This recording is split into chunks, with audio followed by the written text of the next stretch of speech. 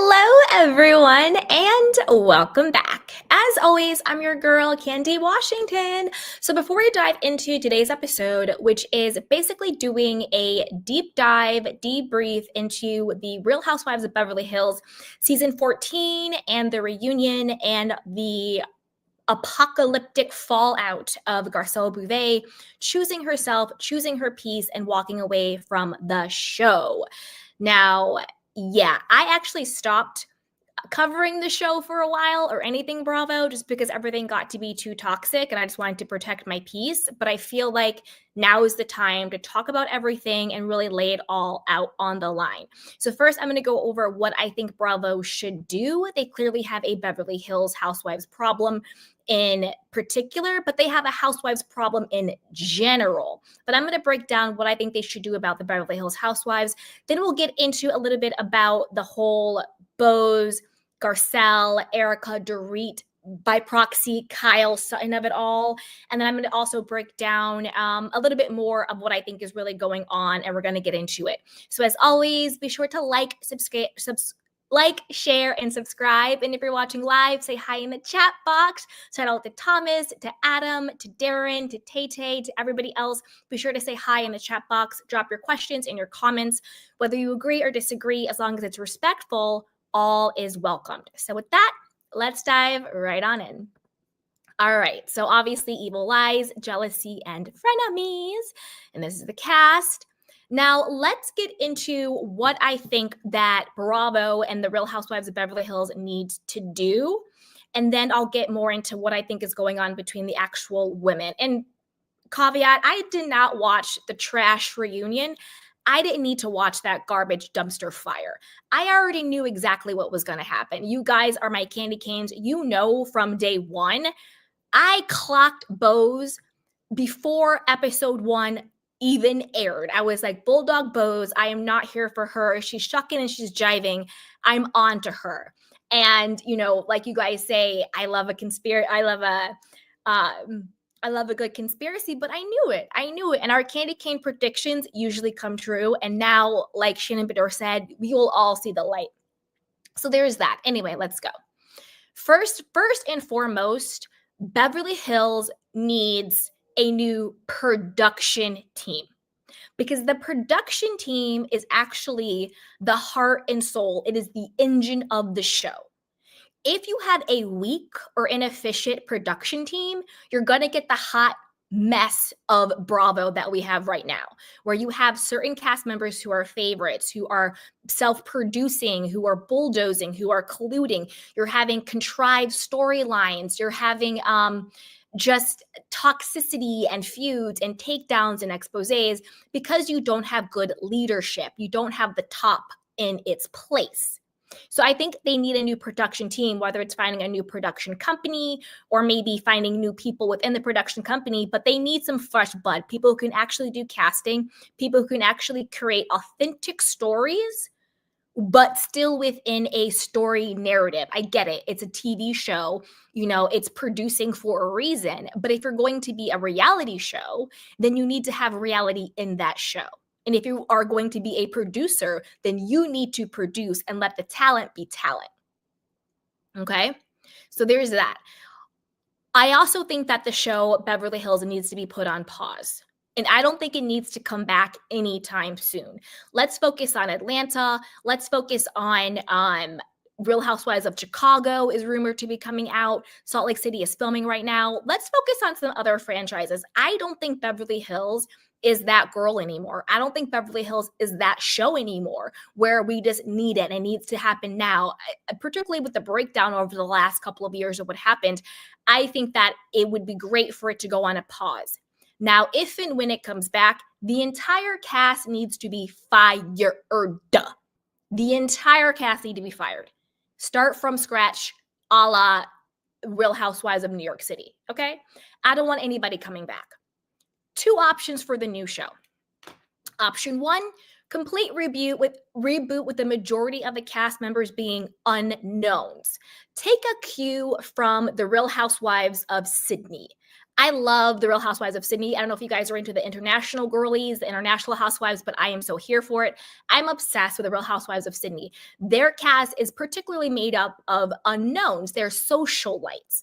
So they're not going for like, D-list soap stars or, whatever the case may be.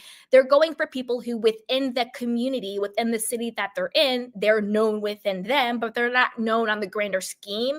They're a big deal. They're the big fish in a small pond, and then giving the platform. They're these socialite people, right? That is what I think we're missing with the American housewives. We're missing the big fish in a little pond. Think about like Elisa Vanderpump. She was the big fish in a little pond of LA. You may think LA is a big pond, but you know what I'm saying.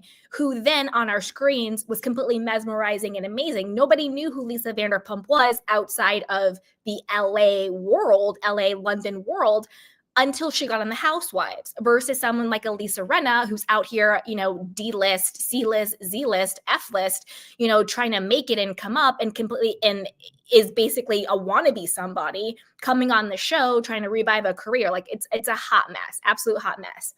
So I think they need to come back with big fish and little pond, real wealth type energy, but don't bring any of this mess back.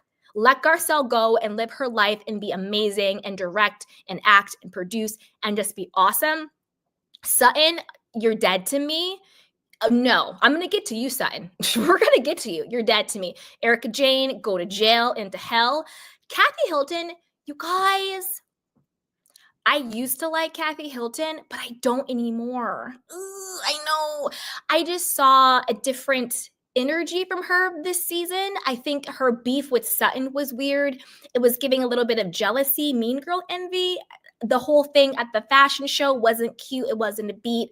Kathy, go do your shows with your daughters. Leave us alone over here at Bravo.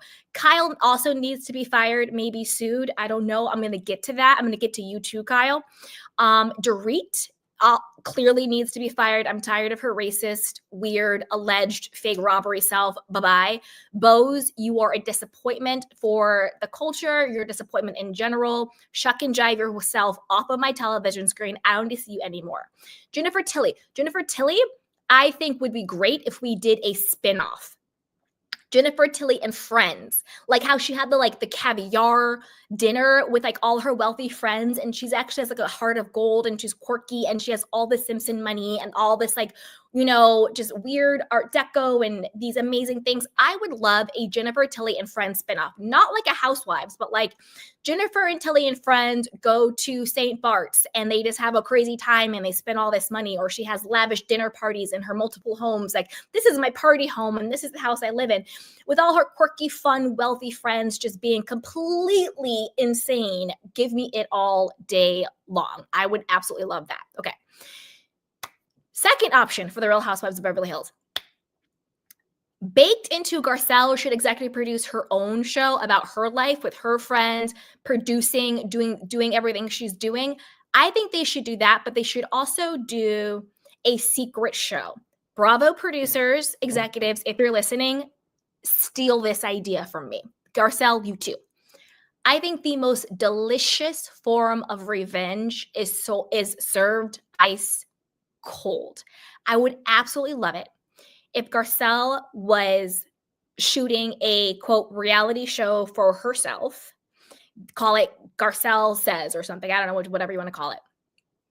But when it actually premieres, surprise, it's actually season 15 of The Real Housewives of Beverly Hills, and the only person returning is Garcelle, and the rest of the cast is completely recast.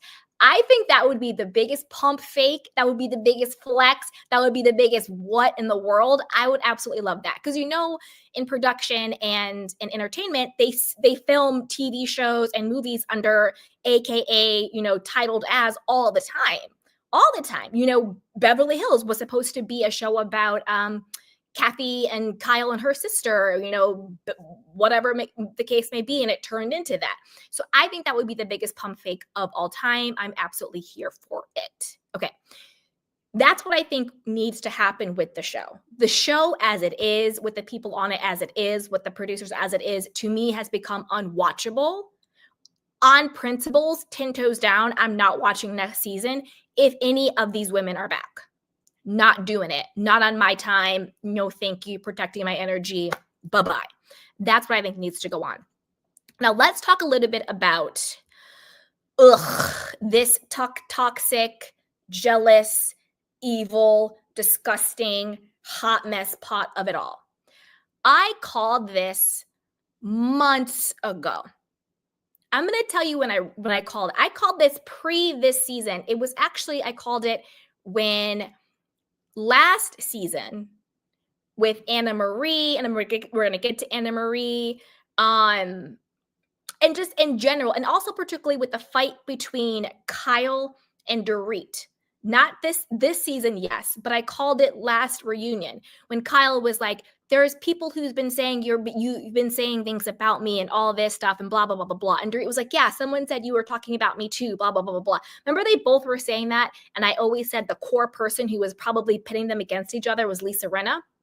I also said I thought that Lisa Rinna had been in Anna Marie's ear after last reunion, because Anna Marie had no smoke for Garcelle during the season, but then after the reunion, all of a sudden she's going on podcasts and press tours. She did the Carlos King interview, which was whack as hell, coming for Garcelle's neck. And I was like, Anna Marie, why are you coming for Garcelle? And she was just basically spewing something that would sound like what Lisa Rinna would say. Now we have this reunion, right? Where clearly Erika Jayne, Dorit Kemsley, Bulldog Bose, probably Bio Kyle too, had all gotten together and decided we are going to take down Garcelle. We are going to blindside her. We're going to go after her. We're going to hammer her. We are going to bully her off the show. Basically, is what they did. And all of their talking points was so Lisa Rinna coded. Then we get the blind item that comes out. It says the attack on the actress housewife was coordinated. And the C-list housewife with the iconic hairstyle and Dirty House was part of it. A meeting took place before the reunion. The token housewife knew it was going to happen. So, surprise, surprise, one of my Candy Spidey senses conspiracy theories, I'm not going to say is confirmed. We'll still say alleged. It's a blind item, but is allegedly true by this blind item now. Clearly, they're talking about Garcelle, they're talking about Lisa Rinna, and they're talking about Bose and the whole group. Like I said before, a lot of the digs, a lot of the attacks was so Lisa Rinna coded that she is still behind the scenes, because to be honest, she was the leader of the Faux Fox 5. Kyle thought she was. Kyle was just a useful idiot. I'm going to use that term a lot, I don't like to call people idiots, but useful idiot is actually a term, so I'm going to use that. There's a lot of useful idiots going on here. Kyle was a useful idiot. They thought they were going to use Kyle 2 or 3 seasons ago to take down Kathy, and then by proxy take down Kyle, and Lisa Rinna could finally have her moment. That blew up in their faces, with the whole Aspen Gate didn't work out. Lisa Rinna ended up getting fired over it. She's still been behind the scenes pulling the strings, telling Kyle one thing about Dorit, telling Dorit one thing about Kyle, poisoning everybody against Garcelle. When Dorit's like, you just don't like me, Garcelle, just admit it. I'm like, yeah, and Lisa Rinna is up your butt telling you what to say. It is so clear and so obvious. So I 100% believe this blind item. I called this about 2 seasons ago, where I was like, she is still running this show. It's also very, very ironic, coincidental, whatever you want to call it. During this last season, over the last, I think it was maybe the last episode, maybe the episode before last, poured into it, where Erika was all up in arms and she was so dramatic and performative. How dare you, Garcelle? How dare you, Jennifer Tilly, accuse me of colluding with Dorit to go against Sutton? How dare you accuse me? Is that not exactly what this blind item is saying? Is that not exactly what happened? You're not going to piss on my leg and tell me it's raining. Of course, Erika and Dorit and Lisa Rinna colluded on what they were going to say about Sutton during the season. Of course, they colluded about what they're going to say about Garcelle at the show. And of course, Bulldog, Token, Bose. And Bose, by the way, your karma's coming from you. Tokens get spent, sweetheart. Don't forget that. I do believe not only did she know it was going to happen, but I think she was a happy participant in it happening. Talking about, Garcelle, I don't believe that you really thought Dorit was racist towards you or whatever the hell she said, basically trying to say that Garcelle was making up or lying or embellishing about Dorit's racial microaggressions, which I completely disagree with. I think Garcelle was 100% correct in how she felt and correct in her assessment of Dorit's microaggressions, whether it is out of ignorance. I don't care. It was still there. And to me, the biggest difference between Boz and Garcelle is Boz gets her value out of her proximity to whiteness and with her value out of allowing herself to be used and to be weaponized by white people. I said it. I'm just going to say what I think because this is what it is. This is my channel. Got a problem with it? I don't care. I think that's where she derives her value from. She pretends like she's like, oh, I'm this Black woman in white spaces and, woman and blah, blah, blah, blah. No, sweetheart. You clearly want to be the token. You clearly want to be the only one. You want to be revered. You want to be other than. You want to be better than. And you have no problem weaponizing your Blackness in order to give white people cover because you believe that's where your value lies, whereas Garcelle's value lies in being Garcelle. She is herself, and that is enough, ma'am. Okay? It is what it is. There's a whole thing we get into about internalized racism, all of that stuff. That's for a whole nother time. That's a whole different dissertation. I'm not going to argue about it. It's common sense. We all have biases. We all have isms. We all have internalized self-hatred, whether it is about your weight, your skin, your hair, your sexuality, your religion. I don't care what it's about. If you are a human being, there are aspects of yourself that has hatred towards self based upon society. And you could look and talk like anybody or anything. That's just a part of living. But depending on your integrity, depending on your character, depending on your level of self-awareness, self-love, self-esteem, and self-respect, are you going to allow yourself to be weaponized against the people who look like you because you want to be perceived as better than them? And that is you, Boz. That is you, sweetheart. Bye-bye. And you're not some marketing genius. No, you're not. Because if you were a marketing genius, you wouldn't have marketed yourself like this. You're an insecure, mean, nasty girl. Point blank, period. In my opinion. Okay? Justice for Garcelle. Put it that way. All right. So I did think it was very ironic how Erika tried to come so hard for Garcelle at the table. Did you guys get together and say that we had planned what we were going to say? Of course you planned what you were going to say. You said a monologue. Number one, Erika, you're not a good actress. You're overly dramatic. You have no emotion. You lack empathy, and you don't even know how to fake it. So clearly what you were saying was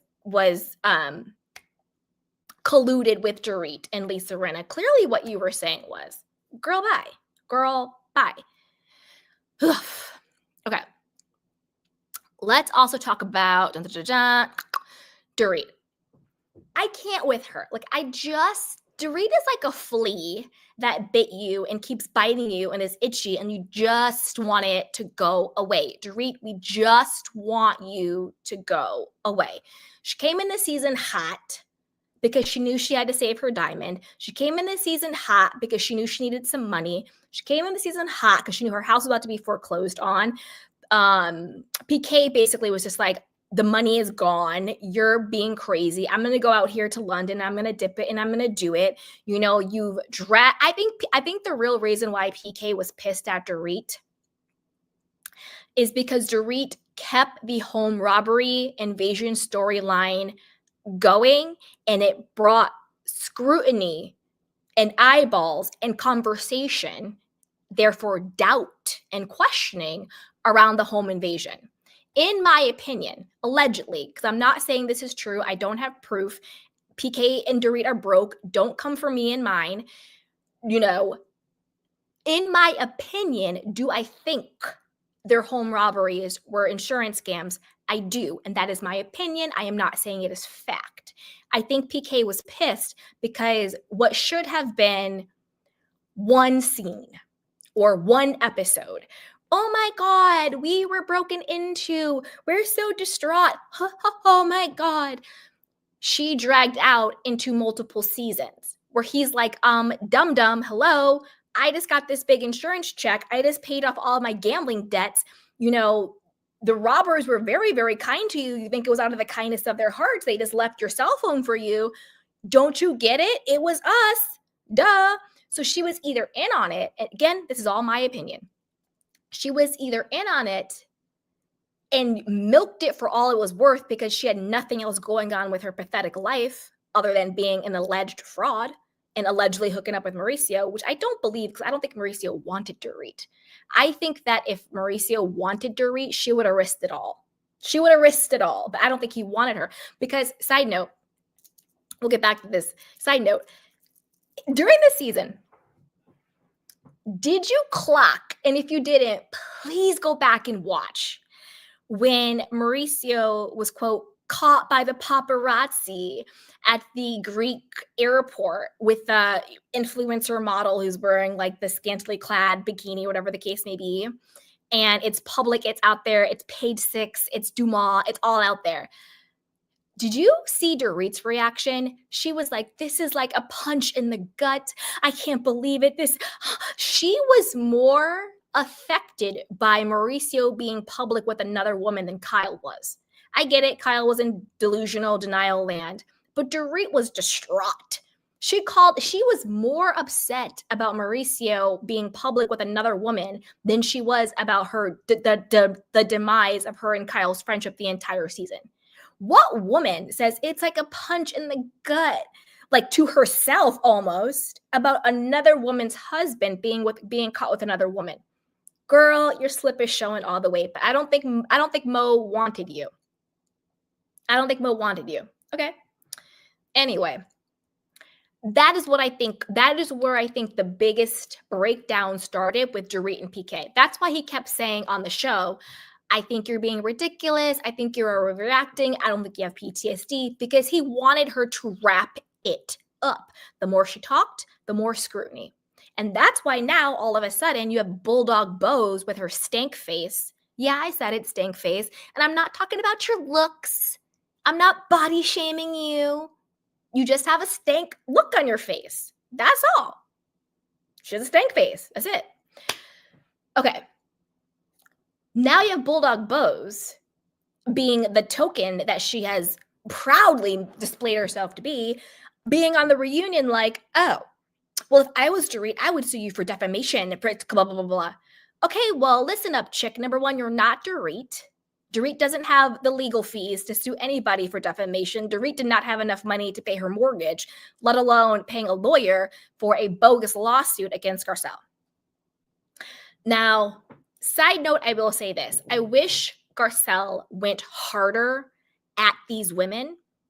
How during the reunion, again, I didn't watch, but I saw the snippets and blah, blah, blah, blah, because I just had to protect my energy. I'm very empathetic. So I would have been too pissed off if I would have watched the reunion. So I was like, I'm not even gonna go there. But I'm gonna give Garcelle grace, because it's one thing for us to watch something happening, knowing all of the facts, knowing all of the players, and knowing everything going on, and having the blessing of hindsight. So it's one thing for us to watch the reunion happen, like, I would have said this, I would have said that. But I think it's a very different experience to be the person in real life, in real time, experiencing all of this evilness and negativity coming at you. So I'm gonna give Garcelle grace for not being like, chick, well, you know what? Sue me, because in a defamation case, you have to prove what I said isn't true. That's how it works in American law. You sue me for defamation, well, then you're gonna have to prove that I'm lying. Boo-boo. So go ahead and sue me. And you're gonna have to prove that your home invasion wasn't a lie. That's what I would have said back. I'd be like, here's my lawyers on speed dial. And I would be like, Lisa Barlow, I want them to go the distance. Okay? But I get it. When you are in it and it's you and you have these women blindsiding you and attacking you and lying on your name and coming after you, and you have Sutton over here who's supposed to be your ride or die, who you've held down season after season, year after year, fight after fight. You've held this woman down. Be silent. I understand in that moment not having the best clap back, not having the best read, because you're in it. So I'm giving Garcelle grace. And Garcelle, I will go to bat for you, sweetheart. I will do the Lord's work. Okay? Okay. So Boz you're so whack for that. That is some nasty, evil work. And nobody's gonna tell me that Boz and Dorit and Lisa, maybe Kyle, maybe not. And the only reason I say maybe Kyle, maybe not is because I don't think that Lisa, Rinna, Erika, Jayne, and Dorit and Boz actually like Kyle. So not that I'm saying I think Kyle is morally above joining them. I'm just not sure that she got the invite, is my point. Because they don't really like her. You can see it. You can see Erika, how Erika talks to Kyle. You can see how Dorit has now been able to say to Kyle everything she's been wanting to say to Kyle. Okay? That is not your friend, never been your friend, never liked you, never did like you. She used you for cover on the show. Dorit does not like Kyle. Point blank, period. It is obvious. Okay? So that was really, really disgusting. Now, Erika Jayne saying that Garcelle isn't interesting is blasphemous, given the fact that you, Erika Jayne, your entire storyline this season was you redecorating hideously a rental on the Real Housewives of Beverly Hills. Now, I want to be very clear. I'm not money shaming anybody who rents or versus someone who owns or a big house or a little house. Obviously not. I'm not doing that. I'm talking specifically about Erika Jayne. Specifically talking about her. Erika Jayne from day one. Let me see. I'm going to go to this slide. Erika Jayne from day one loves to cosplay as a Black woman or a Black trans man or a Black gay man. She loves to cosplay Blackness. She loves to cosplay gayness or the gay community. And she thinks that gives her the right or the authority to appropriate culture that she does not feed back into. You're not a pop star. You're not cool. You're not one of us. You are a weirdo, delusional, and not the good manifestation delulu. You're actually just delusional, the word. Insecure, nasty, evil person. And the reason why I'm going to keep evil in there is because you still try to make yourself the victim when you are the victim of nothing. You are the perpetrator. Again, this is my opinion. And it's also the opinion of the United States of America, because that's why you're being sued, sweetheart. And I also predicted this. I said, once they go after Tom Girardi, Erika Jayne will be next. She is going to, I believe in June, they're going to trial. She's being sued for something like 24, 25, whatever the case may be, $1 million with the whole EJ Global situation, where basically it's alleged that not only did she know about Tom Girardi, who has now been found guilty of embezzlement and wire fraud and everything else, but she actively participated in it with her EJ Global, her alleged pop star career, whatever the hell you want to call it. Listen, if somebody gave me $24 million to become famous, I would be the most famous person in the world that you ever did see. Erika Jayne couldn't do it. She couldn't do it. I'll give you this. Bravo made Erika Jayne more famous than $24 million did. What does that tell you? Anyway, Erika Jayne is evil. because she's, again, like I said, she likes to make herself the victim in situations where she is the perpetrator. With the earrings, these are the earrings. I don't give a damn about anybody but myself, and I'm left destitute. If you're so destitute, if Tom was so horrible to you, why are you still legally married to this man? Oh, I'll tell you why. She's still legally married to Tom because once he passes away, and I'm not wishing that on him, even though I think what he did was despicable, I would never wish actual harm to anybody. So when he's called back, I'm sure she's going to get some type of life insurance money or some type of policy or something. I'm sure he has some type of life insurance or death payout. You know what I mean? And so I think that by her staying legally married to him, because they're legally married, they are not divorced.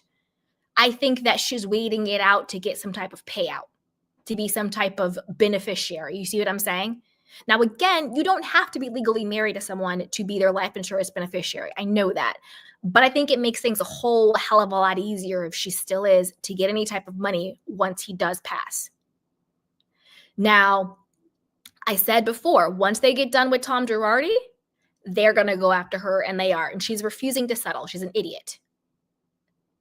Not a useful idiot like the phrase, an actual idiot. Because the United States of America, the feds, they're not taking Erika Jayne Girardi to trial to lose. They didn't take Jen Shah to court to lose. They didn't take, honestly, name anybody. They didn't take anybody to court to lose. I personally, I rebuke it in the name of Jesus, but if the feds ever came after me, I'm settling, I'm squealing, I'm singing like a bird, I'm giving it all away. No, number one, I'm not built for that life. Number two, they're going to win. They're going to win. Not to mention, she just got a default judgment of, I think it was like a $300K default judgment from the fashion designer she scammed because her lawyer didn't even show up to court. So by default, they got it because she couldn't even do that. Now, Miss Erika Jayne, you're asking, oh, Garcelle, who are you effing? Tell us more about your life. Well, Miss Erika Jayne, why didn't you talk about your legal stuff? At the very end, when Kyle is talking about, when everything comes out, when he got found guilty, you're talking to Kyle, oh, I still have some legal stuff going on, but it'll be resolved. Why didn't you talk about all of those lawsuits on the show? Why don't you talk about who you're effing, Erika Jayne? Because I highly doubt you're celibate. Erika Jayne, you're celibate? But we didn't see you with not Nan Man this season. Who's coming in and out of your little casita? Who's coming out of your rental casita, Erika Jayne, since you're trying to police Garcelle's body? No, you just wanted to play victim. This is your third season of your redemption arc of, I'm coming back. And shut up, Erika. Shut up, Erika. You are a nasty, nasty woman. Nasty woman. Bye-bye. Who are you effing? And Garcelle, and this is the thing. And on the screen, it's just basically saying about how she's still being sued, multiple lawsuits going on, how she got a default judgment with the costume designers, how she's still married to him for the payouts. That's basically what's on the screen. And then I put, won't he do it? Another reason why Erika Jayne is evil, and then I'm going to get to why her saying Garcelle isn't interesting, is literally a slap in the face to every woman, man, person on this earth that is authentic, because Garcelle is authentic. And that's why these chicks are so mad at her, because what they play at, what they pretend, what they collude, what they self-produce to be, Garcelle just is. And that's why they mad. Okay? Another reason why I brought up Erika cosplaying and won't he do it? Anybody who grew up in a Baptist, particularly Black Baptist church, which I did, won't he do it is an actual saying in the Black church referring to the fact that God will come to save you, to redeem you, to make a way where there is no way. I need this, I need that. It miraculously came through. I didn't know how I was going to get through this situation. I didn't know how I was going to get this circumstance, but it worked out. They're like, won't he do it? He is God. Won't God do it? And this is what this evil chick said about Garcelle when they were on Watch What Happens Live with her and Bulldog Bose, and they're talking about Garcelle leaving. Won't he do it? Basically, like, won't God, like, won't God do it? Like, answer your, like, basically, won't God answer your prayer? Again, I know that phrase is probably made popular or cool through Black culture, probably Black gay culture, because that's where we get all our fun stuff from, you know, spill the tea and shade and clap back and all that. We get it from Black gay culture primarily, who primarily get it from Black women. And then they use it in Black gay culture, and then it becomes popularized, right? You're nasty and you're evil, and I don't like you. You talking about Garcelle not being interesting is insane. Number one, Garcelle has shared everything about her life. She talked on the show about, you know, I am alone right now, but I'm open to dating if I meet someone. Maybe it'll be a woman. I don't know. If that happens, I'll explore it. You know, maybe it'll be a man. She's talked about that. So when she was even talking to Kyle about the whole Morgan situation, she was like, well, you know, we're a women of a particular age. You know, we need to just live our life out loud right now. We just need to be who we are right now. You want to be with Morgan? Say you're with Morgan. I'm going to get to Kyle in a second, though. This chick needs to go.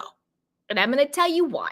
But we're going to get to Kyle and the whole Morgan situation, because Kyle, in my opinion, you're a liar. You're lying. And I'm going to tell you why you're lying and why you probably should be fired or sued. I'm going to tell you. Okay, we'll get to it though.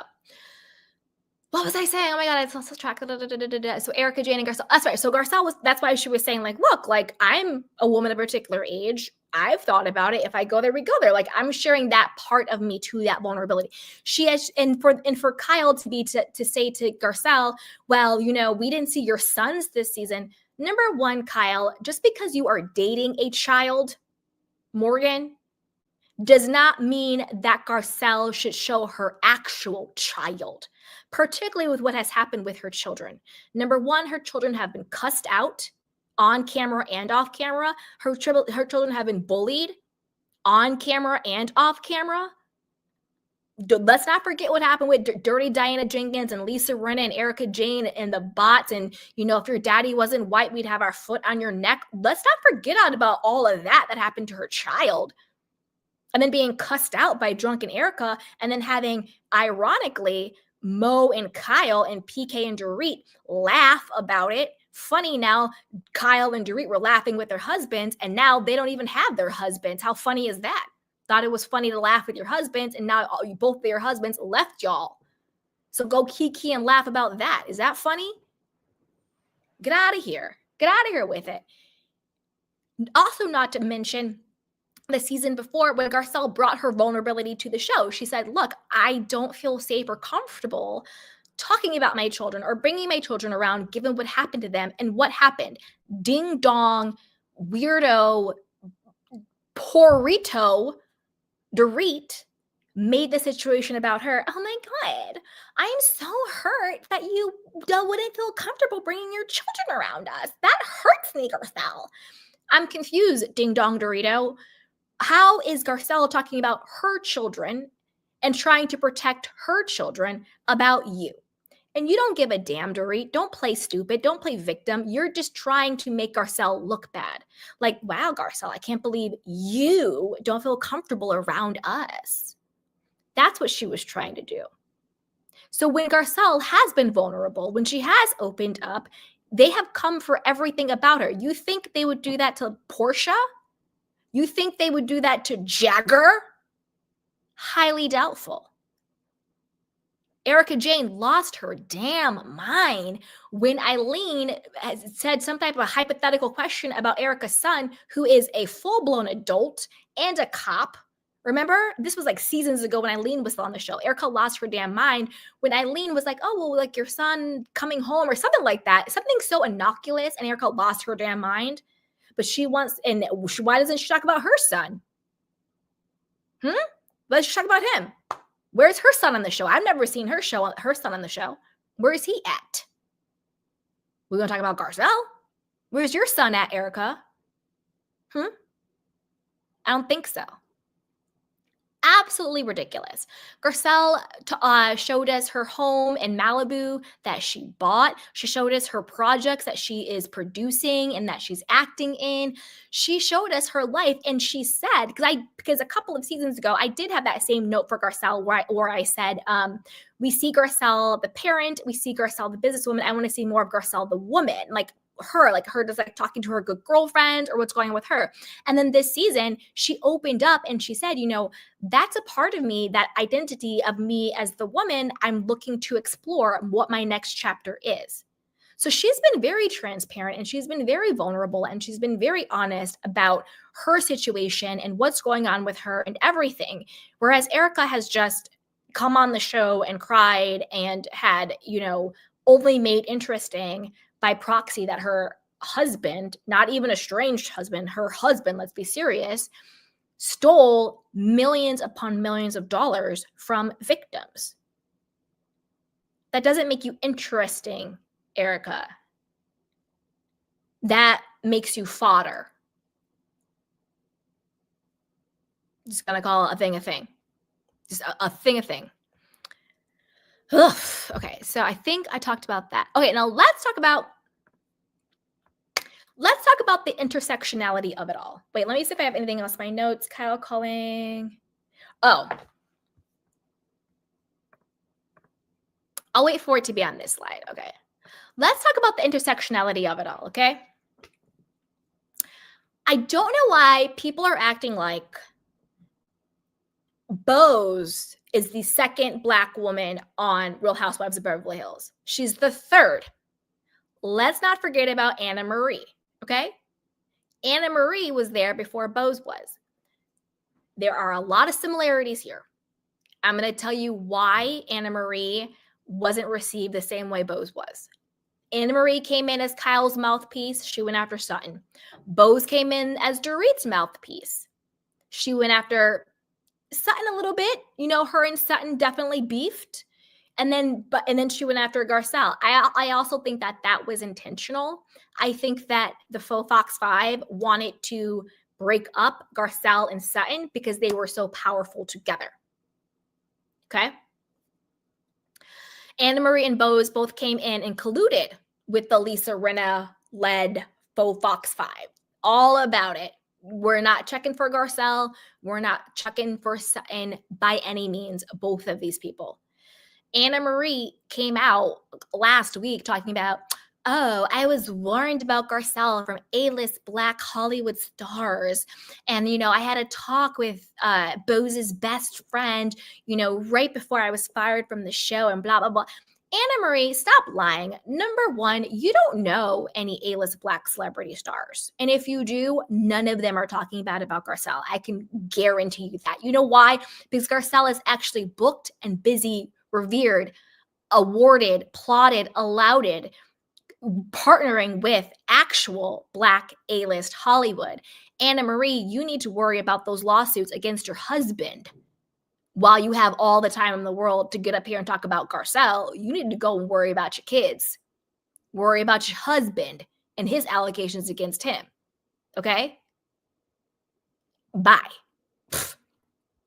Anyway, I bring that up to say this. And also, maybe you need to check the whole best friend you talk to, because to be fair, Boz is the one who replaced you on the Real Housewives of Beverly Hills. You think Boz has your back? Boz, in my opinion, does not like Black women. She doesn't. She doesn't like herself. You can't hate Black women as a Black woman and still claim you love yourself. That is a full-blown lie. In my opinion, she's very self-hating. And the way in which she derives value from herself is by proximity to whiteness and by being different than the other Black girls. You see what I'm saying? She doesn't like you, boo-boo. You're having powwows with her alleged best friend. Maybe she sabotaged you to take your place on the show. You might want to look at that. Okay? Both Boz and Anna Marie were used as tokens in order to give cover for, Beverly Hills is racist, Beverly Hills is microaggressions, okay? But Boz more so because she tied herself to Dorit, and there was already the baked-in dynamic between Dorit and Garcelle. Whereas Anna Marie tied herself to Kyle, and Kyle and Garcelle had already had that moment where they were able to resolve the microaggressions. Remember the whole thing about the charity, Black people not paying, and Garcelle being like, look, this isn't a good look for us, blah, blah, blah, blah. And they talked it through, and Kyle was able to say, oh, I did not understand that me saying that would have a certain implication. Because it's true. You could say something about a Black person. Let's keep it about a Black woman versus a white woman. And given their race, it has a different connotation, it has a different meaning, it has a different weight to it. So Kyle and Garcelle were able to talk through it and work through it, whereas her and Dorit obviously never was able to. Now, the key difference between Anna Marie and Bose is that Anna Marie is a joke. She was a useful idiot. I think she sort of stumbled into being a tokenized for them. She went after Sutton with the whole Escapism thing that didn't really land as well. Nobody really liked her. And she was a joke. Nobody took her seriously. She had no credibility. She was weird. She was there. Kyle wasn't even into her. Like, she was a joke. She had no credibility. She had no gravitas. But she was a useful idiot because the girls, other than Garcelle, don't like Sutton. So they're like, yeah, go after Sutton. Knock yourself out. We don't care. We don't like Sutton either. But Bose, on the other hand, had perceived credibility. She was the boss. She's coming from Netflix, this corporate woman. She has her workshops and she's, women supporting women. And she's this bad babe. And she's a boss babe. And she has this sort of perceived clout and power and credibility in Hollywood and entertainment industry and blah, blah, blah, blah. Mind you, she was at Netflix for like a year as a CMO. That's not good. CMOs usually last at least 2 years plus. There is a thing in corporate America where you go, you work a couple of years, you leave, and that you get bigger pay bumps that way. But being at Netflix for under a year, I'm going to assume, again, this is my opinion, she was asked to leave. And in order to save face, they're like, well, this isn't probably the right fit. You can say that you left to save face. But being at Netflix for a year, as a CMO, chief marketing officer, they asked you to leave, babe. Stop fronting. You got fired. You got let go. Stop fronting, in my opinion. But if I'm wrong, Bose, feel free to sue me for defamation because you'd have to prove I'm lying. Let's see what your HR sheet says. Okay? I don't really mean that. Don't sue me. I don't got time for you. But to me, that's what that means, in my opinion. Okay? That's what that means. Girl, bye. Allegedly, it's coming out of the woodwork that Bose was sort of the same on the show. She would come in, pretend to sort of be this like woman supporting woman. I know what it's like to be Black in a white space and making room at the table. But the reality was she treated her Black workers very different than her white workers. And you can clearly see that. I can't confirm or deny that. This is what is just coming out. And clearly that's what you see. Not only do I think that Bose was, aligned herself with the faux Fox 5, I think that was her strategy from the beginning. Like she said, she watched the show. So she knew the dynamics.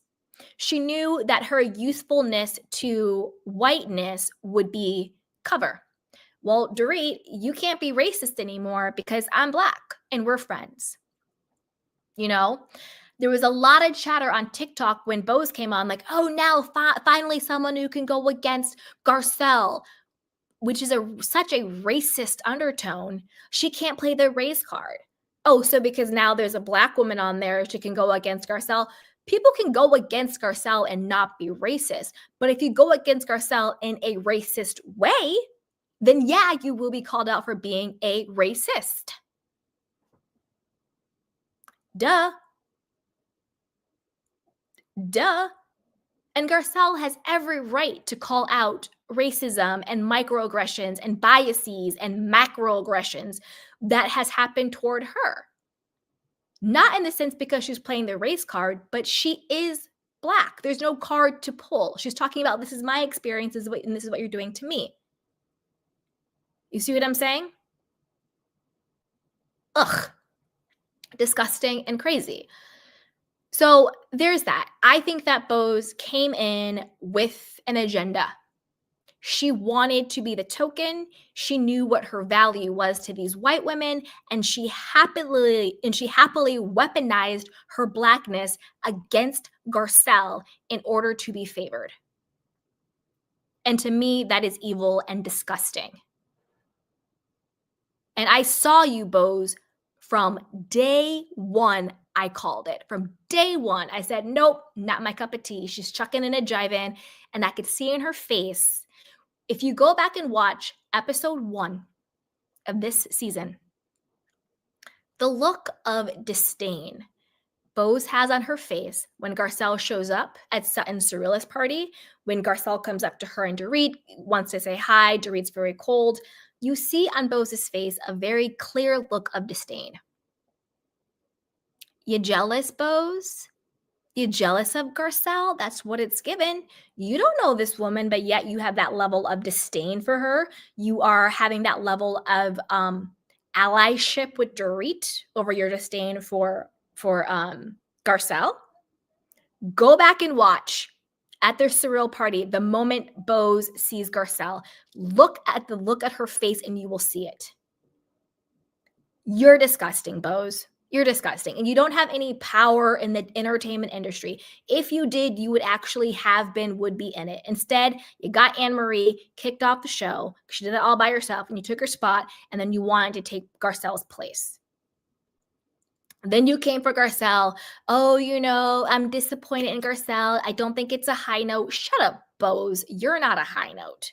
You can be a one and done. Again, I think they need to take the entire show and trash it, reboot it from the bootstraps, put it on pause and reboot it. Absolutely disgusting. And I also want to say this. There is the conversation of, oh, well, just because, these are Black women doesn't mean that they have to be friends or have each other's back just because they're Black. Sure, okay. But also, Bose leads with that. She leads with, I'm a boss babe. I'm all about women supporting women. I do all these boss babe workshops. And she also leads with, I know the experience of being Black in white spaces and corporate, and I want to make sure that everyone is comfortable and seen and blah, blah, blah, blah. But then your actions completely contradict that. So you can't market yourself as a woman who supports women, not just women, but Black women, and turn around and treat Garcelle this way. Your slip is showing, babe. Also, in my opinion, no, just because people are Black or the same race or religion or sexuality doesn't mean they have to automatically be friends, doesn't mean they have to automatically have each other's back. However, the woman that I am, the person that I am, I do believe that there should be a base level of respect, allyship, and just camaraderie. I'm not saying that correctly, but you know what I mean, that there should be a base level of, I see you, safe space. Doesn't mean I have to be your best friend, but I'm not going to actively, consciously choose to take you down. And that is what makes her disgusting. She so clearly came on this show with an agenda to ally to whiteness and to take Garcelle down. Clear as day. Clear as day. But she will learn because karma has everybody's address. Bose. And Bose coming on the show with her whack-ass storyline. I'm not age shaming, and I am not shaming any woman of any particular age or anybody who may be going through fertility struggles by any means. I'm not that. Obviously, I'm not. But you're not going to look at me, Bose, and tell me that you are educated and smart and corporate and all this stuff, and you are shocked when the fertility doctor tells you that it's very difficult for a woman to get pregnant when she's 50. You're going to tell me you didn't know that, Boz? You're going to tell me that you had, that was news to you? News flash? When we hit 35 as women, when we get there, that's a geriatric pregnancy. At 35, Boz, you're 50 or however old you are. And I'm not age shaming you by any means. And I'm not knocking any woman who wants to get pregnant under unfavorable circumstances. Obviously not. But don't look me in my face and tell me that you and a man who it's giving paid boyfriend vibes. Boz and the guy she's with, I can't even remember his name. It's giving very paid boyfriend vibes. It's giving Stacy in Potomac with her paid boyfriend. It's giving Kenya in Atlanta with her paid boyfriend.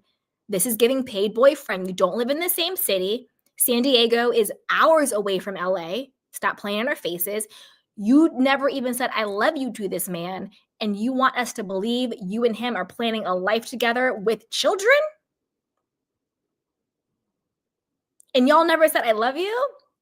He had never met your daughter? He randomly came to Ghana and met her, but before that, you guys were talking about having children? And you wanted to carry your own? Girl, stop it. Stop it. Bye. You want to talk about fake storylines? We didn't see anything from Boz except for in corporate, this is how we do it. Shut up. We're not in corporate. You're on a reality TV show. Stop. Stop it. We didn't see anything about Boz other than her being a bulldog for Dorit, because that is where she found her value.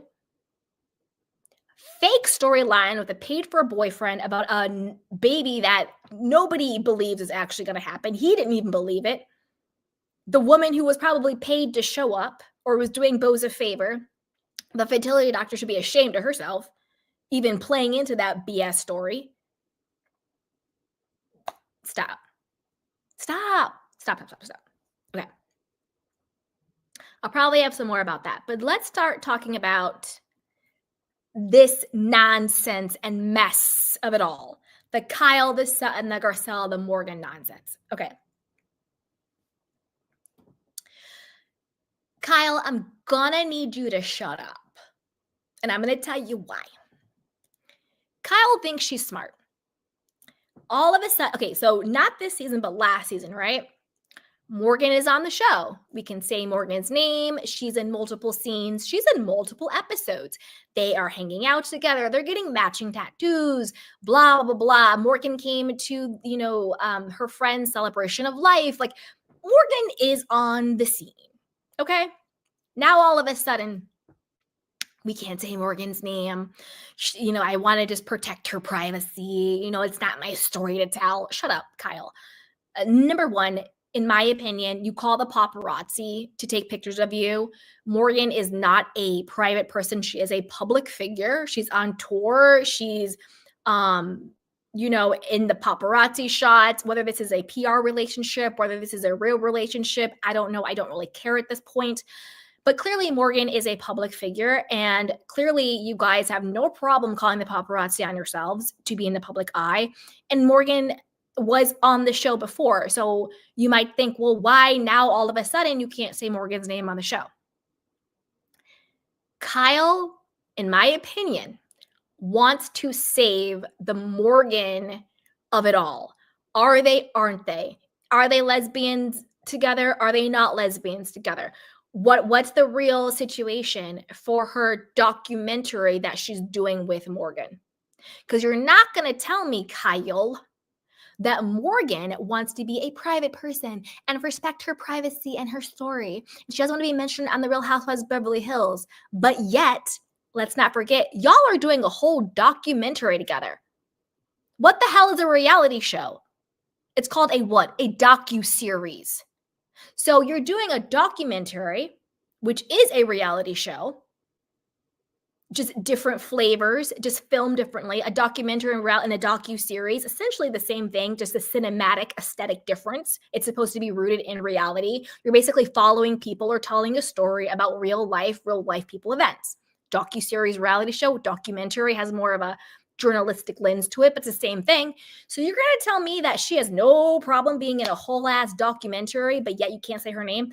You are wanting to save that because you want people to watch your documentary. You want people to pay for it. You want people's eyes on it to be interested. You don't want to give it all away on Beverly Hills because you want to save it for the documentary. Nobody is stupid. This is very similar, but yet worse than the whole Robin Juan Patreon cheating scandal of it all. Remember when Robin was like, oh, I know the story about the hotel woman and the cheating. Wah, wah, wah. Go to our Patreon and we'll tell it there. Go to our Patreon. And then everybody was up in arms because they're like, well, wait a minute, Robin, you're on a reality TV show. So you went an entire season without talking about a huge thing, Juan allegedly cheating X, Y, and Z, but yet, hiding all of that.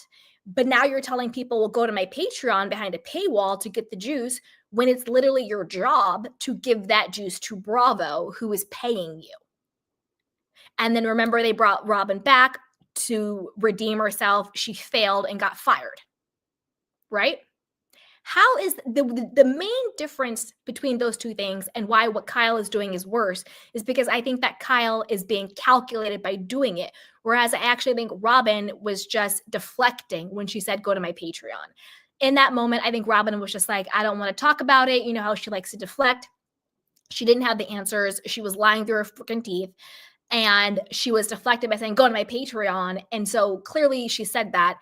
And I think that blew up into something bigger. I think it was a flippant thing she was using to deflect. Whereas I think Kyle is being strategic by taking away the Morgan piece from Beverly Hills to drive people to want to watch her documentary. If I am the executives at Bravo and NBC Universal, I would be pissed because what am I paying you for, Kyle? We saw this happen with buying Beverly Hills and the Mauricio separation scandal of it all, when everyone was up in arms. How come we're getting more information on buying Beverly Hills Netflix show about Mauricio and Kyle when the premise of that show was about Mauricio and the girls? Kyle wasn't even in season 1, except for on a FaceTime for like 30 seconds. She wasn't even in it. Season 2, she was all over it. And everyone was like, well, again, strategy. Let's get the money, let's get the eyeballs and viewership to buying Beverly Hills on Netflix because this is our baby, this is our show. Let's withhold our separation to drive people to the Netflix show. I think that's her strategy here. Let's withhold the Morgan stuff to drive them to the documentary, which would be really good marketing and a really good idea if you weren't already on a reality show. Ridiculous. Kyle needs to be fired. She needs to go. It's too much at this point. You want to be a producer, Kyle, and produce shows, go do that, but stop playing in our faces on this show.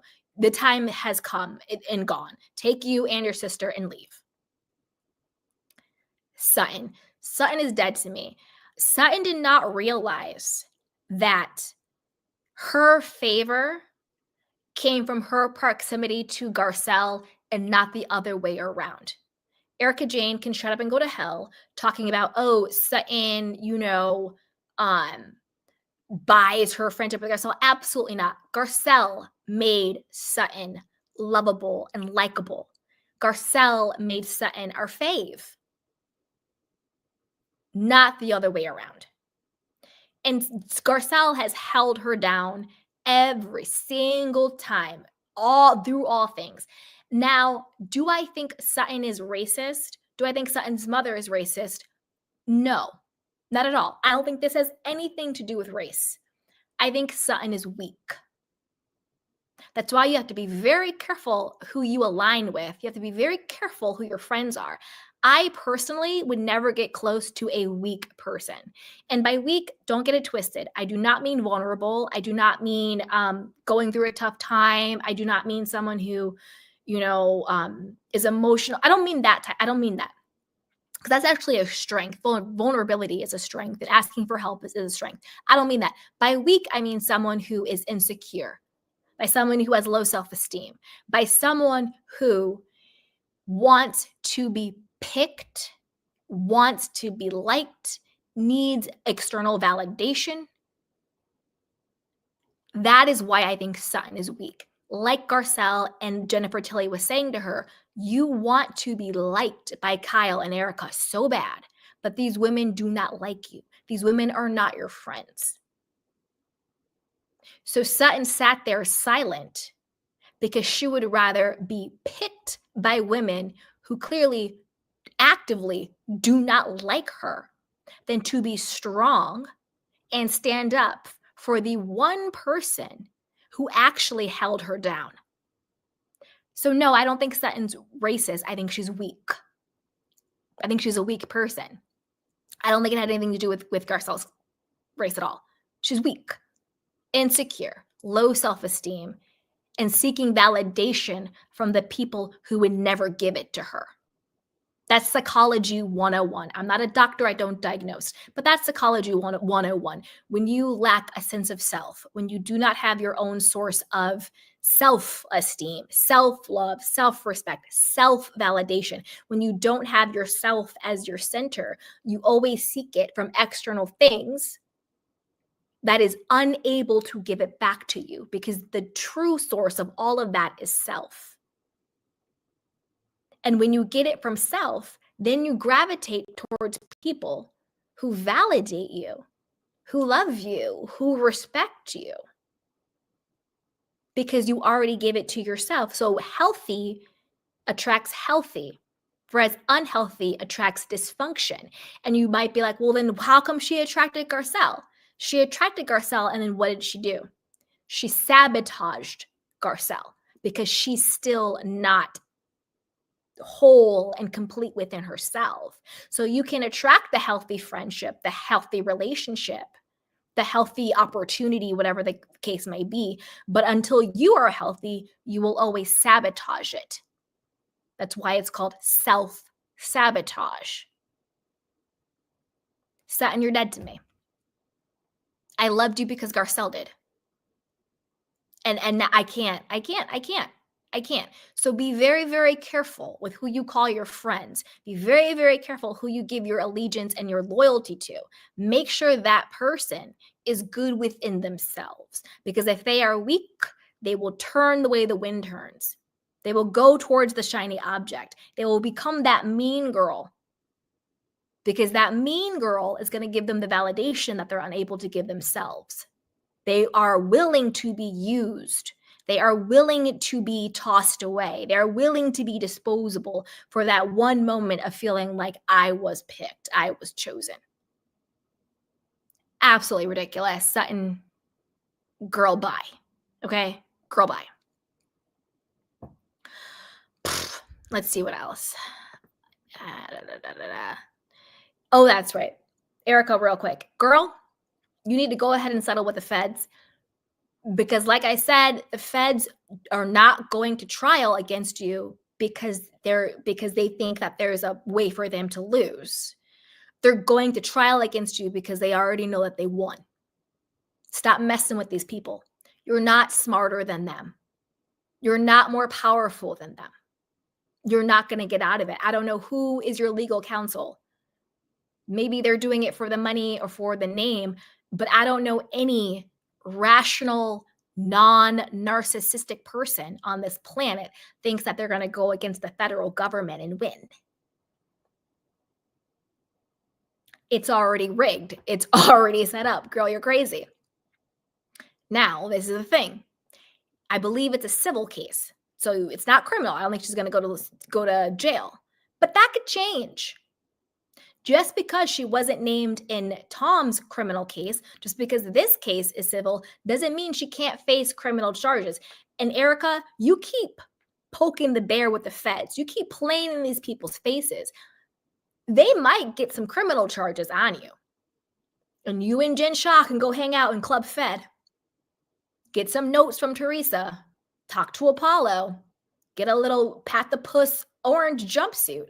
You keep playing in these people's faces and they're going to come for you in a much harder way. Don't think he won't do it. Okay? Keep playing in these people's faces, Erika. Ugh. All right. I think that was all I had to say on it. So I'm going to drop the link in case anybody wants to come up and talk and share. And until then, I'm going to take your candy cane questions and comments. All right. Hi, Sierra. Content says, finally, Candy returns. Yes, Tay says, about time. Hey, everybody. April says, of course, I'm going to be on Giselle's side. We'll have Erika done in her lifetime, but marry a man that robbed a whole bunch of people. And to read, you are broke, girl, 100%. Hey, Thomas. I'm not going to read that. You're being mean. Stop it. I said, yes. Hey, Sarah. Hey, Adam says, hey, hey, hey. Hey, Darren Hood. What's up, sweetheart? Hey, Darren. Hey, Patty. Darren says, I only watched clips of the reunion. Listen, same. I only saw like clips and headlines and snippets because after this season, because I stopped reviewing the show about 2/3 in because I was like, this is disturbing my spirit. This is too toxic. I can't do it. It's one thing to consume it. It's another thing to create content around it. And I was like, I can't. But I thought I would come up and talk about it. I didn't watch the reunion because it's just, not to be too woo-woo, hokey pocus, whatever the case may be, but I just feel an evilness to this. It's dark, it's toxic, it's evil. I think women getting together for the sole purpose of trying to hurt another woman, to me, is rooted in evil. Not in like a cuckoo way, but in a very serious way, in a very realistic, matter-of-fact way. I think that there is an evilness, like a coven, like of women getting together solely to hurt and to plan the demise and the takedown of another woman who has done nothing to them. Garcelle has done nothing to these ladies. She shows up, she's a vibe, she has questions, she's on a reality show. She shows up, she clocks in, she clocks out. Garcelle has done nothing to these women. And it was so clear to me, and it came out in the blind item, again, all alleged, but blind items usually are true, but again, alleged, about them colluding and getting together. And to me, there is something energetically evil about that. And I just had to stop. Hey, Adam, what's up, sweetheart? Hi. Long time. It's sound crazy. Off. I know, sound off. So I decided to watch the reunion episodes because I just wanted to see the full picture of how this plays out. And I am just really just godsmacked at what's gone on. This reunion is just boring and toxic in every level. And there are one side of the couch is twice as worse as the other side of the couch. I am most disappointed in Sutton. When Garcelle was, I don't know if you saw, but she vents to Sutton in their dressing room, and she says how she feels, but Sutton doesn't say much. All she says is that Erika's no longer in a wealthy position. She doesn't say, "Oh, I think you should say this to the other women. You should, and I will stand up for you." It's this: let me secure my job and be for the next Dorit. The only thing I respect with Kyle with this reunion is that Kyle exposed production.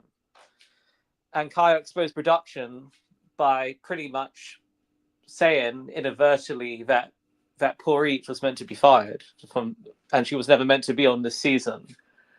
Or if she was only meant to be some friend role.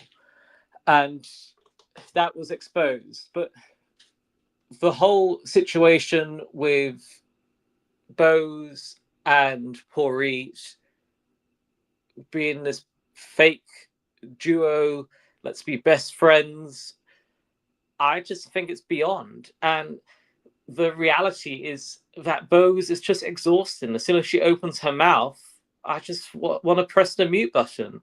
She is just looking for moments, and she always talks about being straight up and being honest. That she vented about Garcelle behind her back in the dressing room. She was like, "Oh, this Garcelle situation. Look, when Sutton was questioning poor Reet about, do you know whose name is on the mortgage? She deep well knows that her corrupt, estranged husband can't even have a name on a mortgage, because no one is going to trust someone who lost £200 million or the equivalent of $300 million to pay any mortgage on any apartment or any home. That's just a fact." And I just feel that even the way that the production people, yes, I'm talking about you, Alex Baskin, that it was given to the press before the reunion aired that Garcelle storms out mid-episode of either the very end of the first episode or in the middle of the second episode. But she doesn't. She doesn't storm out. She doesn't go all this crazy weird way it was produced that it was just going to be dead silent for the last episode.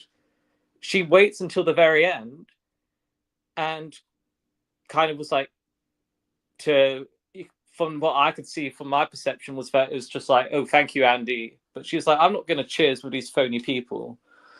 Like, to me, when she walks out, and the thing that I found just exhausting as well was that poor Reet says, "Garcelle, that's so unprofessional." I mean, this person out of all people to say this is unprofessional, her lifestyle is unprofessional. Poor Reet has no credibility, and she is just phony. Her whole personality is as superficial as they come. It's as real as saying that Oprah Winfrey has to worry about money. That's how real her personality is. But I don't know if you've seen what I saw, but on my YouTube autoplay, one of the People magazine videos of covering Beverly Hills, it was like Beverly Hills' most iconic moments.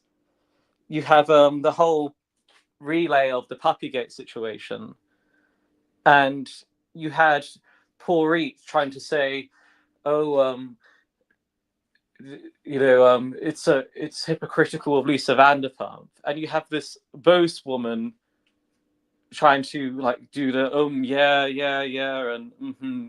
And the Bose woman also sucks up to poor Reet and tries to back her, saying that Lisa Rinna is more of a genuine person than Camille Grammer.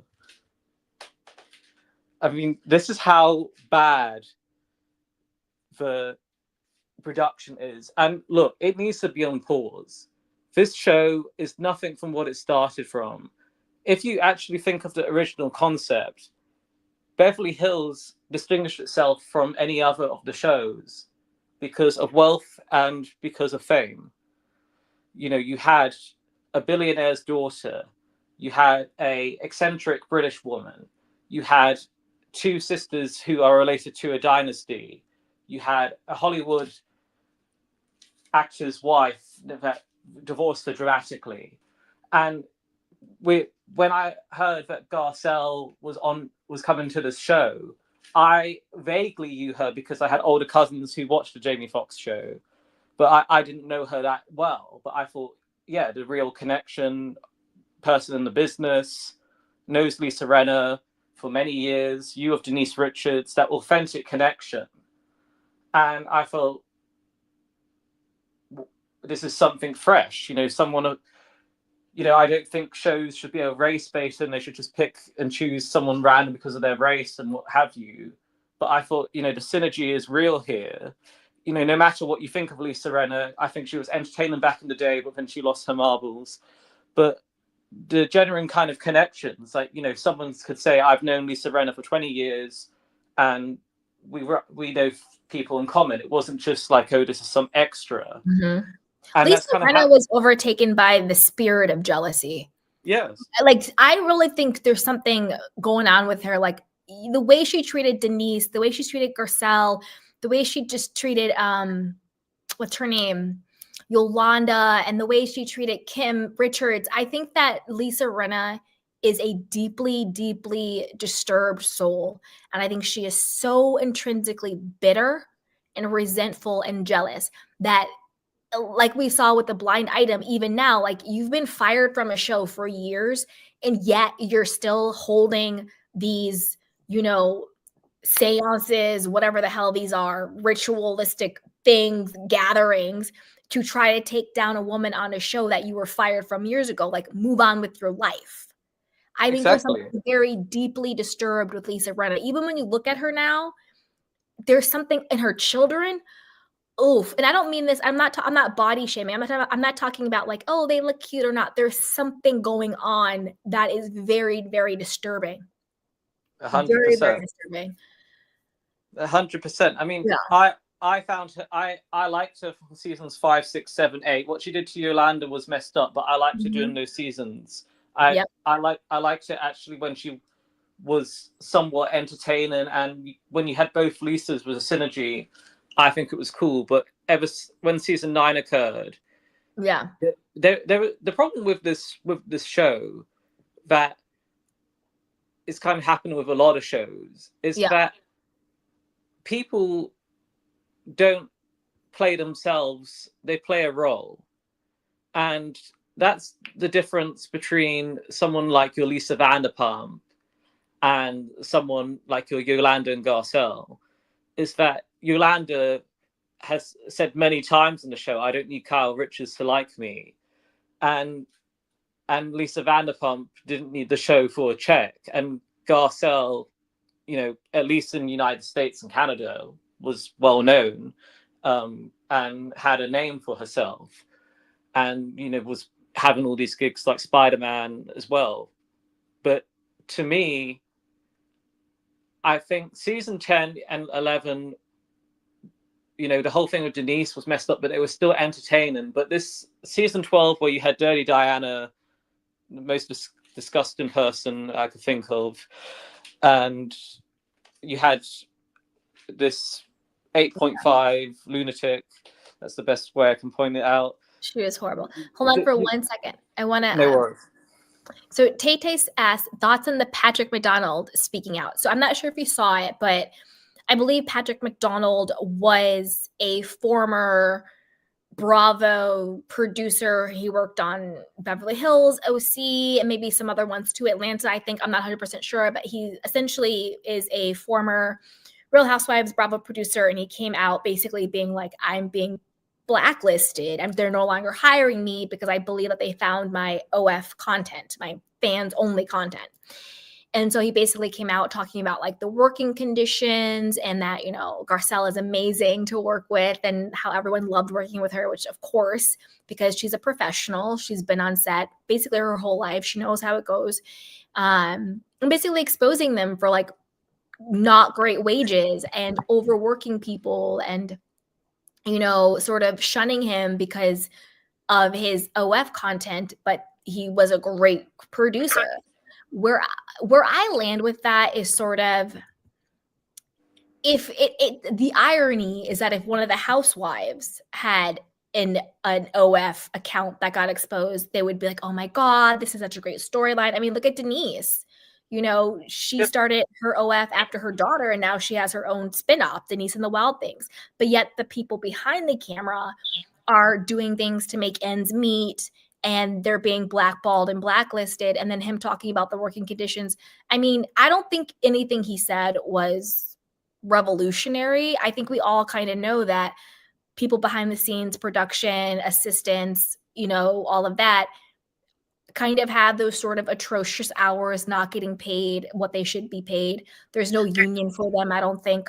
So he didn't say anything that was like mind blowing or anything. I think it's unfortunate. I think it needs to change.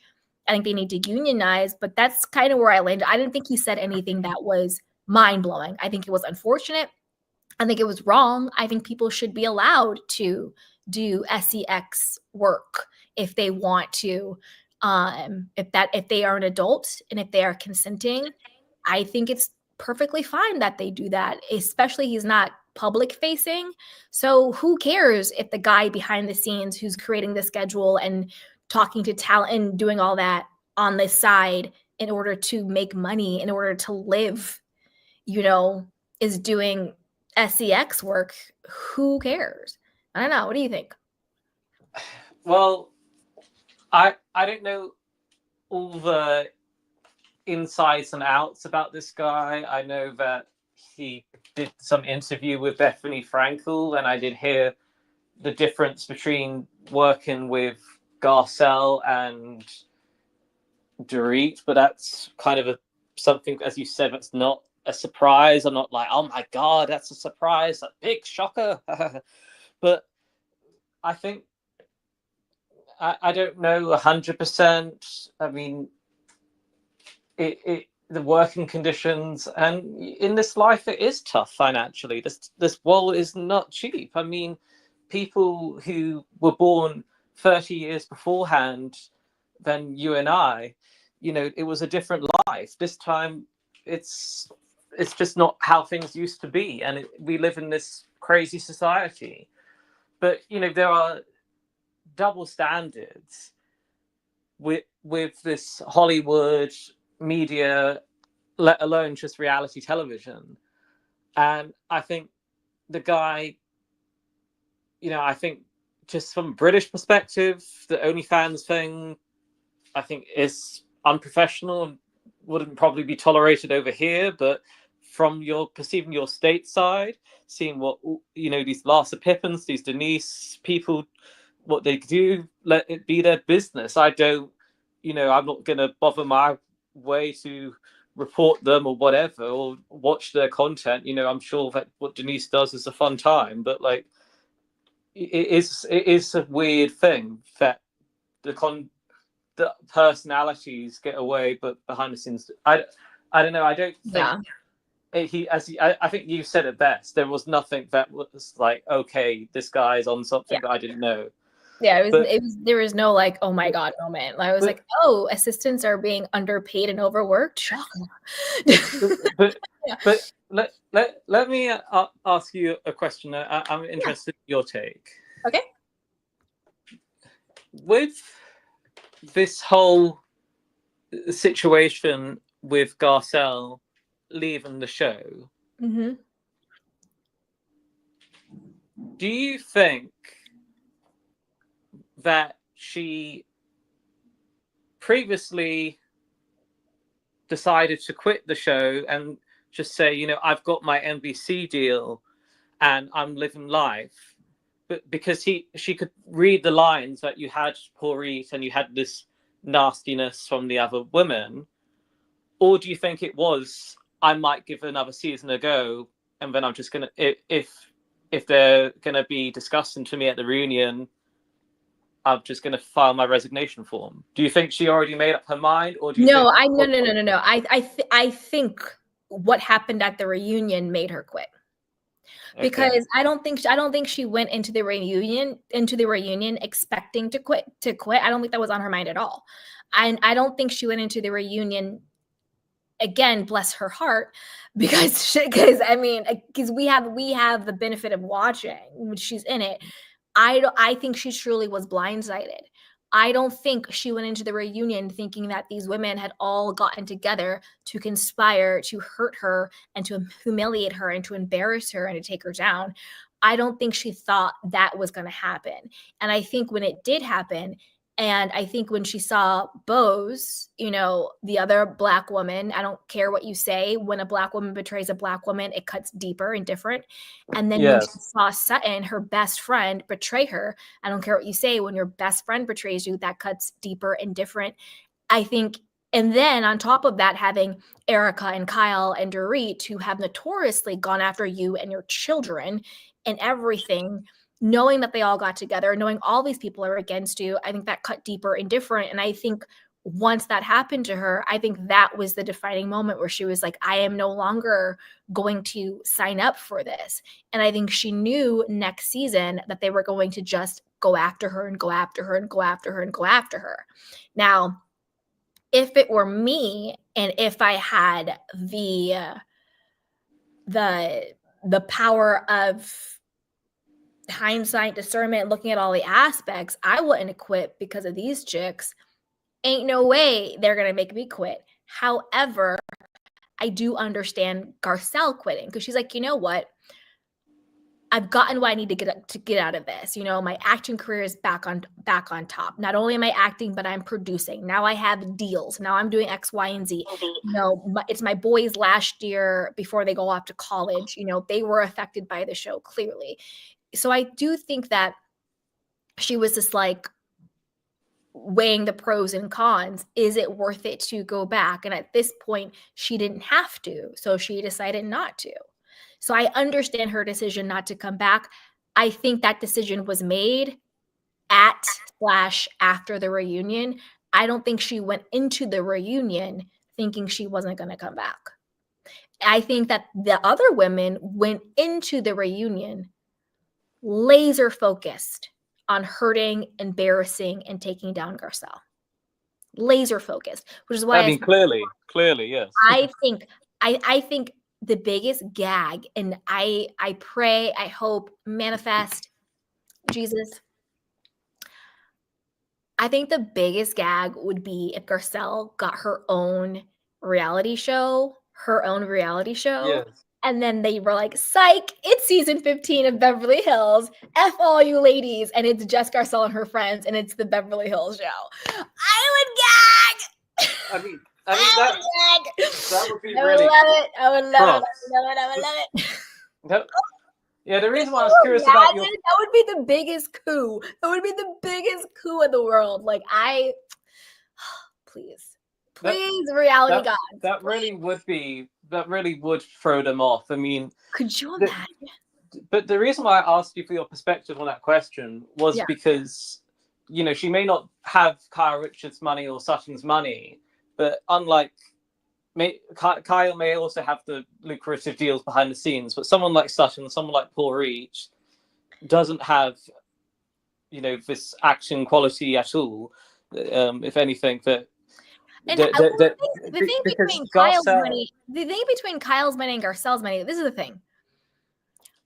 I think Garcelle has a lot more money than people give her credit for. Yeah, but what I meant was because people like Kyle and people like Garcelle have these other endeavors going on. Mm-hmm. You know, she signed this NBC deal. The reason why I wanted to know your perspective was like, do you think she was like, you know, I've had my moment and I'm living my life, doing my own thing, or whether she was going to just do her own thing as well as get another paycheck, because she has things going on. But I was just wondering what you thought in that sense. But I agree. I think she wanted to stay, and 100%. she was blindsided at Sutton. And what's interesting is that Sutton's other best friend, Jennifer Tilly, has openly said in interviews that she's disappointed in her. And I think. Oh, go ahead. Then I'll tell you what I think about Jennifer Tilly. And Jennifer Tilly exposed a situation with the St. Lucia holiday, which was that there was this. We saw a glimpse of it on the show, but there was this scene where Sutton constantly says, Kyle stood up for me, or Kyle did this, or whatever, and Jennifer Tilly and Garcelle are given what the F face is, saying, yeah, but we've stood up for you non-stop. And Jennifer Tilly exposed it, saying that she was repeating Kyle this, Kyle that, like as if Kyle is the equivalent of Steven Spielberg or of Oprah Winfrey. You know, the reality was that she was just disappointed in Sutton's behavior with this addiction to Kyle. I don't think necessarily she has this addiction to Erika. I think the addiction is to Kyle purely because Kyle is best friends with production. You know, I don't know many people who fly their production team on holiday with them. Like, you know, to all this nepotism, Yeah.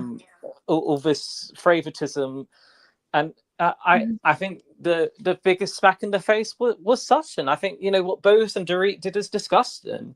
But I don't think Bose and Dorit are the reason, were the main reason she quit. I think it was like, screw it, none of these people, not even the person I've championed for half a decade, is speaking to me. And she, you know, that was a slap in the face. And even when Garcelle said to Sutton, I'm being portrayed as this bad guy, it's like, in the most subtle way, I'll support you. Not, and Sutton didn't have this confidence, but she has this confidence to go against Porreet. And it's just like, well, where is that voice? And some may say that doesn't matter, but in British society, the way you speak and your confidence says a lot about who you are. And, you know, I heard your bit about, you know, weak people, and, you know, in the context you explained it, that's how I perceive things. And what to me is just the whole hush thing. I just think that is the biggest disgrace. I think that it's one thing, Porreet, you know, just going sabotage in this pre-rehearsal thing.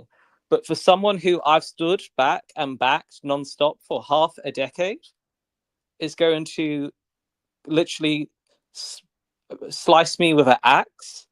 Are you kidding me? Ain't nobody got time for that. I'm out.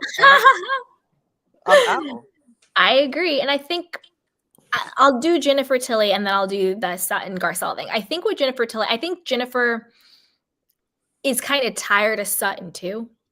If you see the way Jennifer sort of doesn't say something, but she does say it with her eyes, with her mannerisms, the way she speaks, I think she sees through Sutton.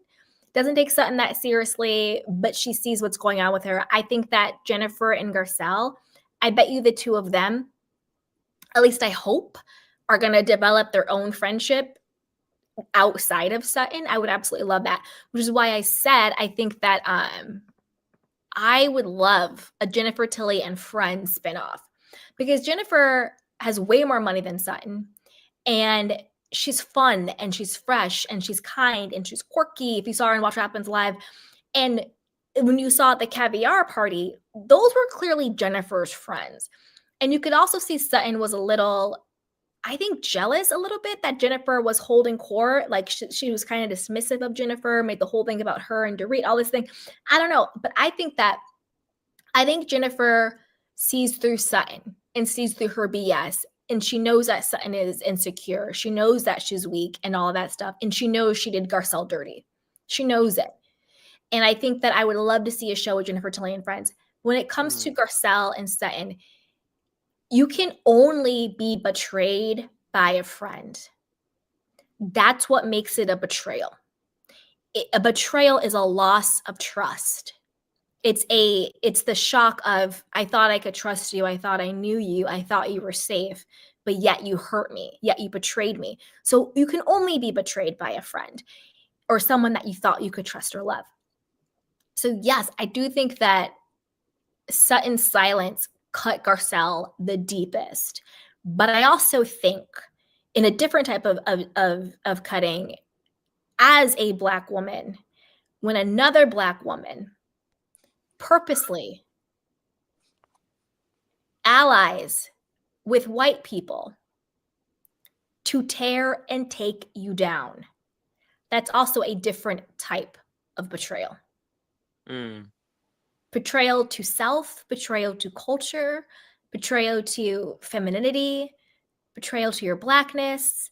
That is also a very, very different type of betrayal. And so Garcelle had to take all of that.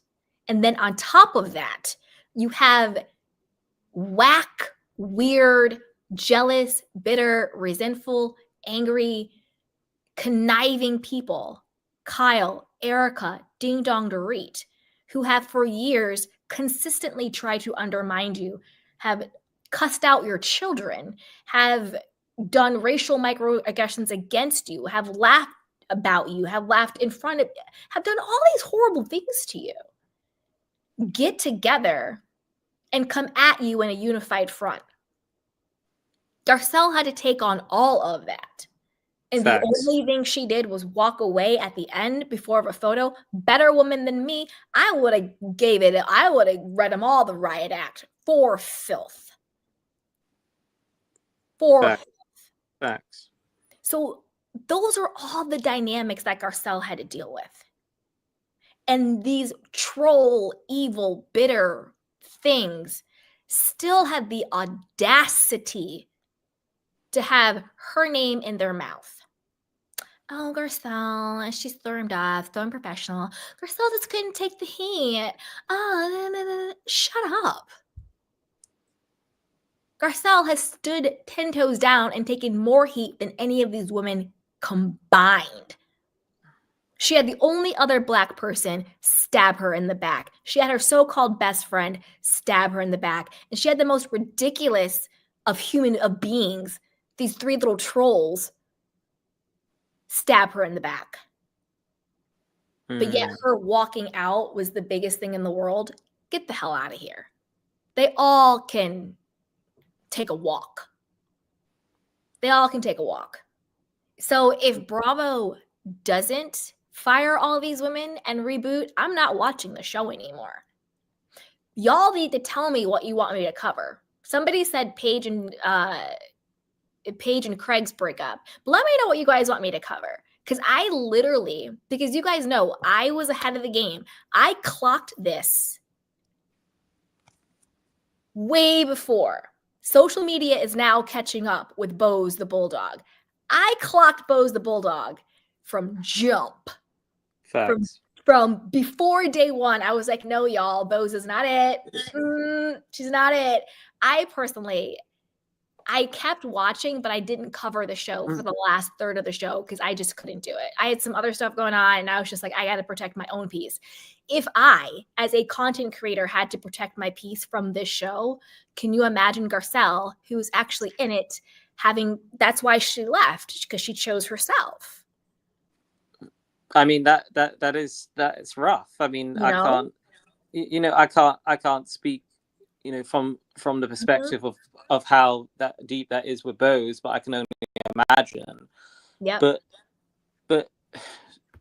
to me, what really annoyed me about also this season was something that you said 2-3 months ago, was how this marketing phony was just up Purit's butt. And what frustrated me was that Bravo and NBC decided to make this after show only accessible in the United States. And I wasn't able to see that. But after the mid-season trailer, they then changed their mind. And the amount of I heard, I was like, wow, they were hiding this from the international viewers. And I was just like, this is this, and I can't believe I'm saying it. I'm not ever going to use the first name because she's not relevant, but this makes John Mellencamp's daughter seem marginally better. Yeah, I'm just going to send her good well wishes. Yes, that's it. No one wishes that on anyone, no matter if they're the worst person you've seen on reality television. No one wishes, but to me, Bose is actually worse than John Mellencamp's daughter, and I'm sorry for, I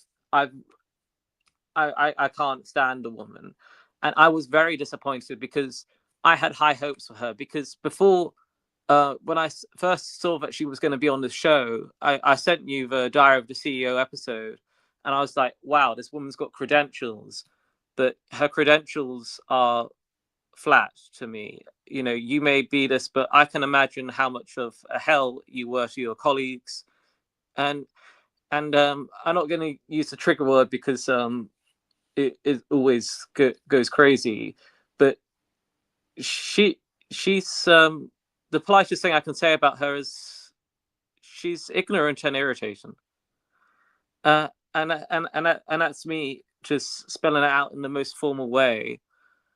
One other thing I wanted to mention to you, which Yeah. came into my algorithm, which maybe you saw, maybe you didn't. But both Freddie and I noticed this was that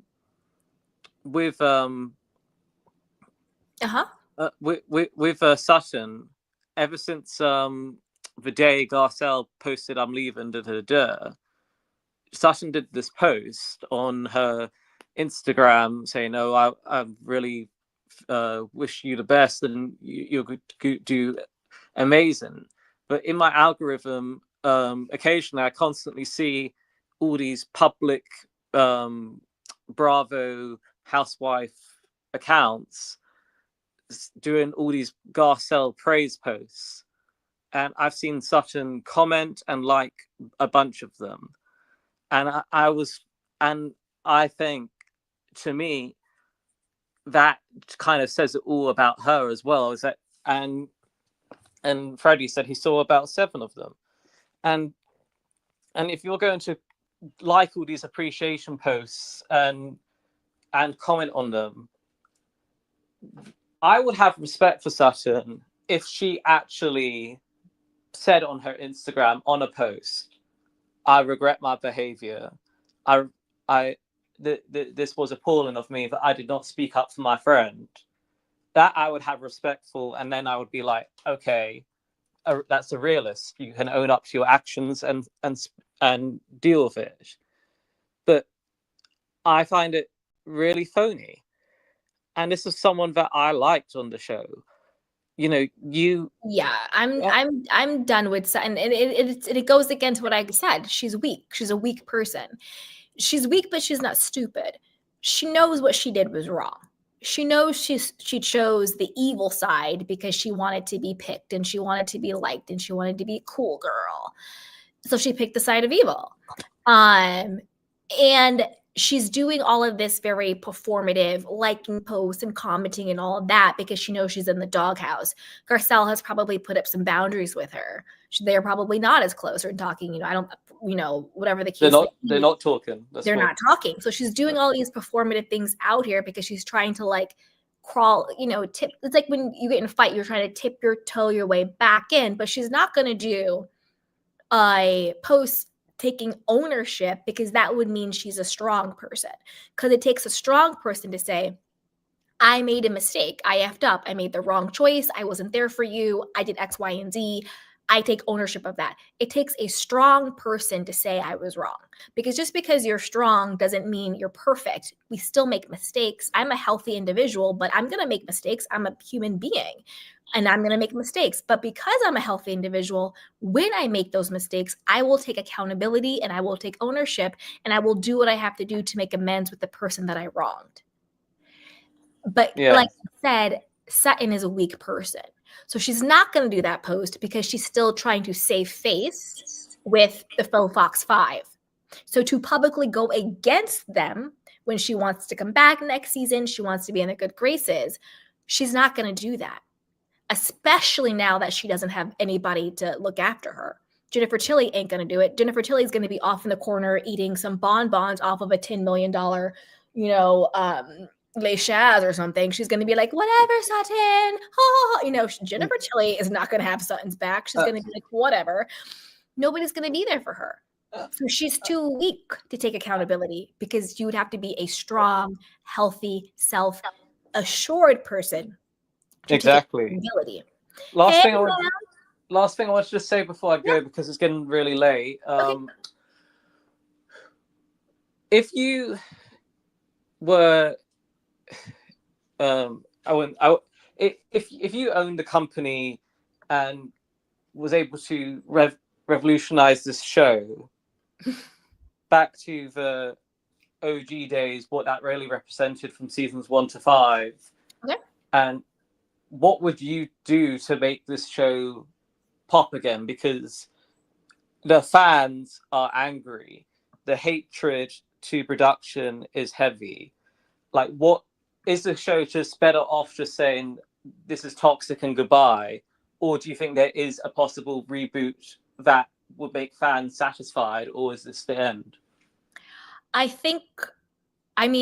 what I would do if in my dream world, we would do the Garcelle gag, where it's like Garcelle's filming a show, everybody thinks it's her producing her own show, but the gag is it's really next season. That's what I'm in my dream world.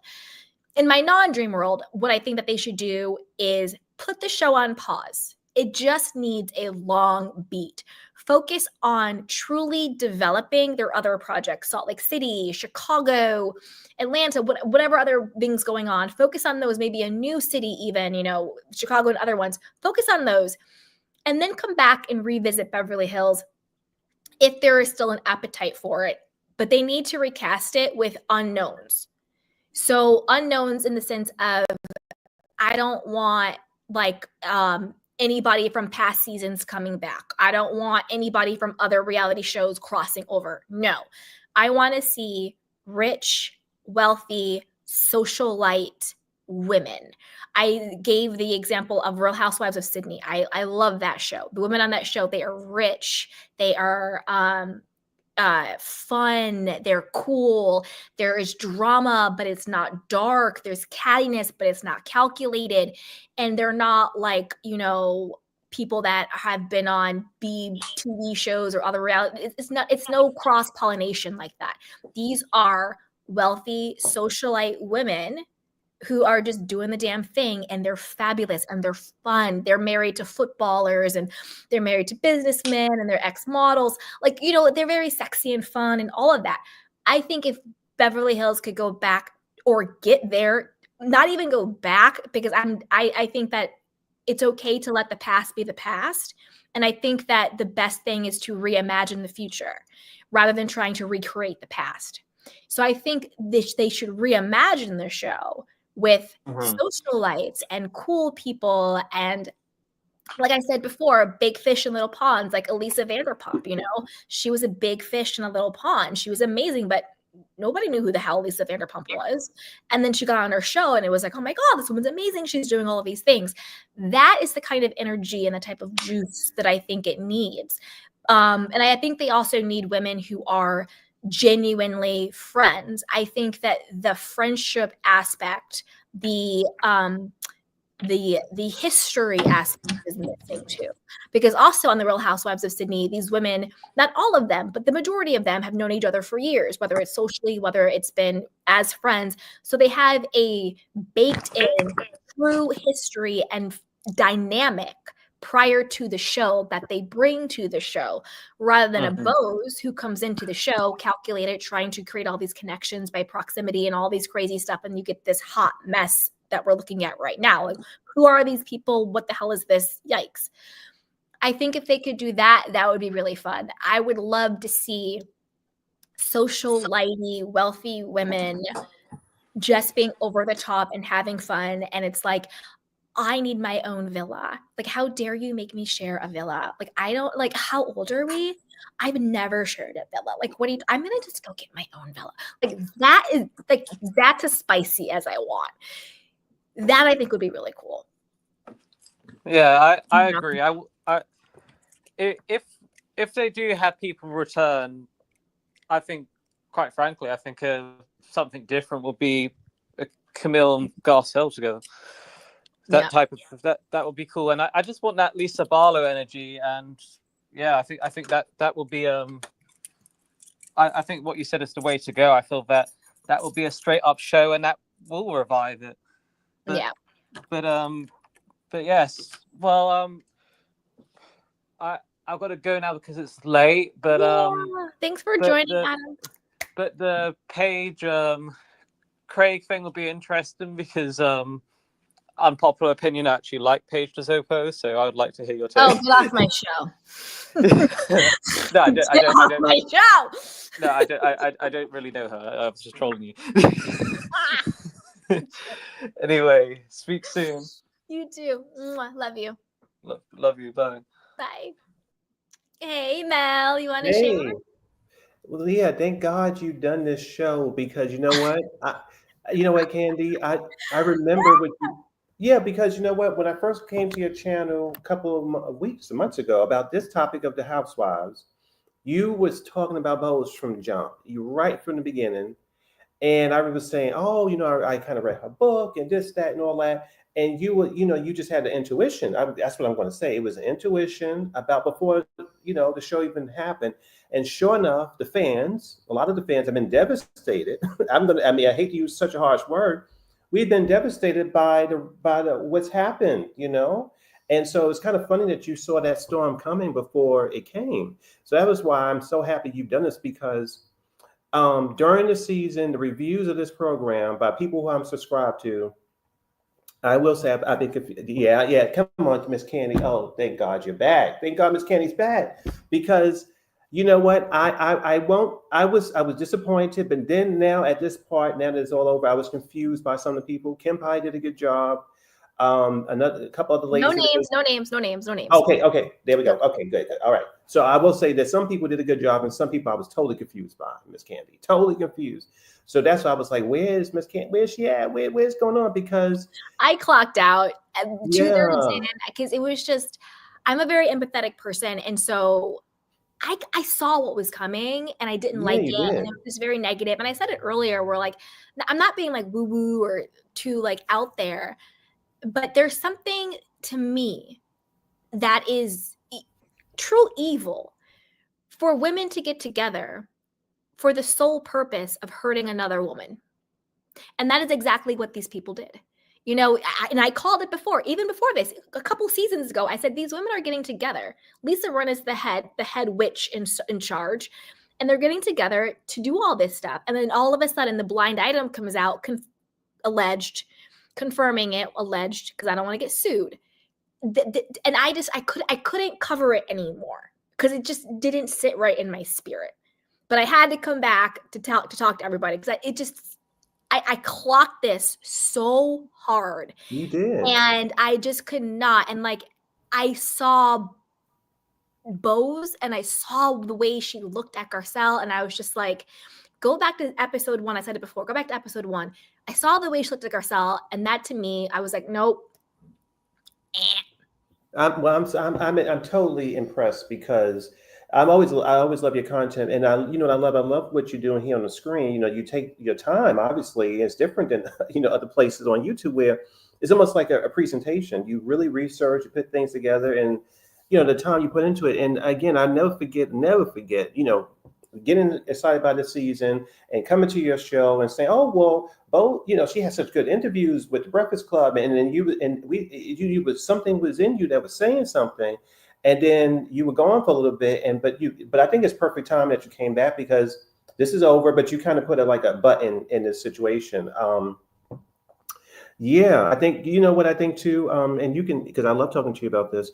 I was saying when I called into spaces that were confused, about this idea that Garcelle was the villain. That a lot of people that in our community were labeling Miss Garcelle as a villain. I try to tell people, first of all, she's not the villain, but there's no way in hell could I, after the year that a lot of us have gone through last year, come to this year where this woman is still on social media, God help her, having people ask this woman, if she's eating dogs or cats, because of her heritage connected to her, her Haitian upbringing. Nobody on the cast, including Boz, to my knowledge, have gone to that level and say, you know what, girl, this is not about the show. We are living in a crazy world. This is what we're talking about. It's not about simply protecting Garcelle. It's about standing up for what's right. We're in a crazy time. If your sister is getting attacked on that level, that she has to use mods to clean up her section, because we don't, what, I love your research. We don't know if the troll farm from years ago is still attacking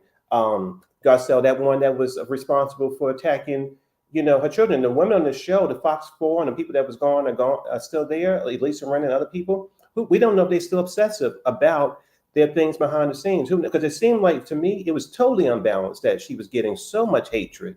And I started thinking, I don't have no evidence. I started thinking, is the people who were hating on her on the cast still using troll farms to harass her and her family?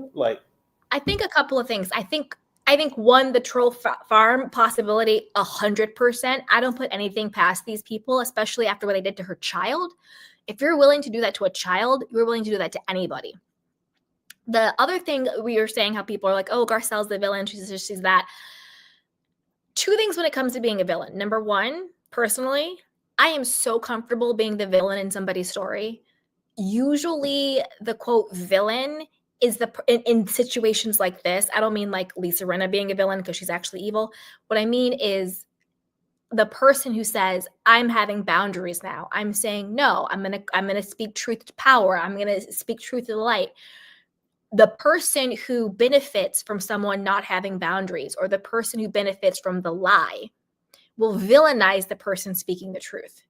So you have to sometimes be comfortable being the villain in order to stand in your own truth. And I think a lot of people who, especially, us kinfolk, who see Garcelle as the villain, if we're not being honest with ourselves, we might see a little bit of Boz in us, where it's like, oh, why is she playing the race card? Why is she saying this to Kyle? Where it's like, well, number one, Garcelle is allowed to question Kyle. Kyle has questioned everybody on this show. Mm-hmm. Kyle was one of the ringleaders when it came to the whole Denise Richards, Brandy of it all. Number one, Denise is a married woman, and she was at the time, she still is, talking about her allegedly cheating on her husband. With a woman or a man, doesn't matter, it's still cheating. So when she is like, no, I never hooked up with Brandy, whether it's about sexuality, whether it's about infidelity, it doesn't matter. Kyle was one of the ringleaders. We have to talk about it. Why won't you talk about it? This is what Brandy said. Brandy doesn't lie. One thing that Brandy isn't is a liar. Remember Kyle kept saying all that crap? Mm-hmm. So why was it okay for Kyle to bully and villainize and, question Denise over her sexuality, over her alleged infidelity with Brandy? But God forbid, Garcelle says, well, I'm a little bit confused because we talked about Morgan last season. She was literally on multiple episodes, but this season we're not allowed to talk about her. I'm confused. I'm also confused because I don't know how to support you, Kyle. It seems as though you're in a lesbian relationship with Morgan, yet you're also acting like it's the end of the world that Mauricio is hanging out with some other women when you wanted the separation. You're headed allegedly for divorce. So how do I support you? How do I know where to stand with Mauricio when you're not being honest about who you are sexually with?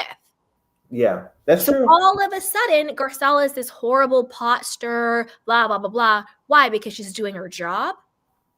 But when Rinna did it, it was, oh, she's amazing. She brings the drama. Yeah.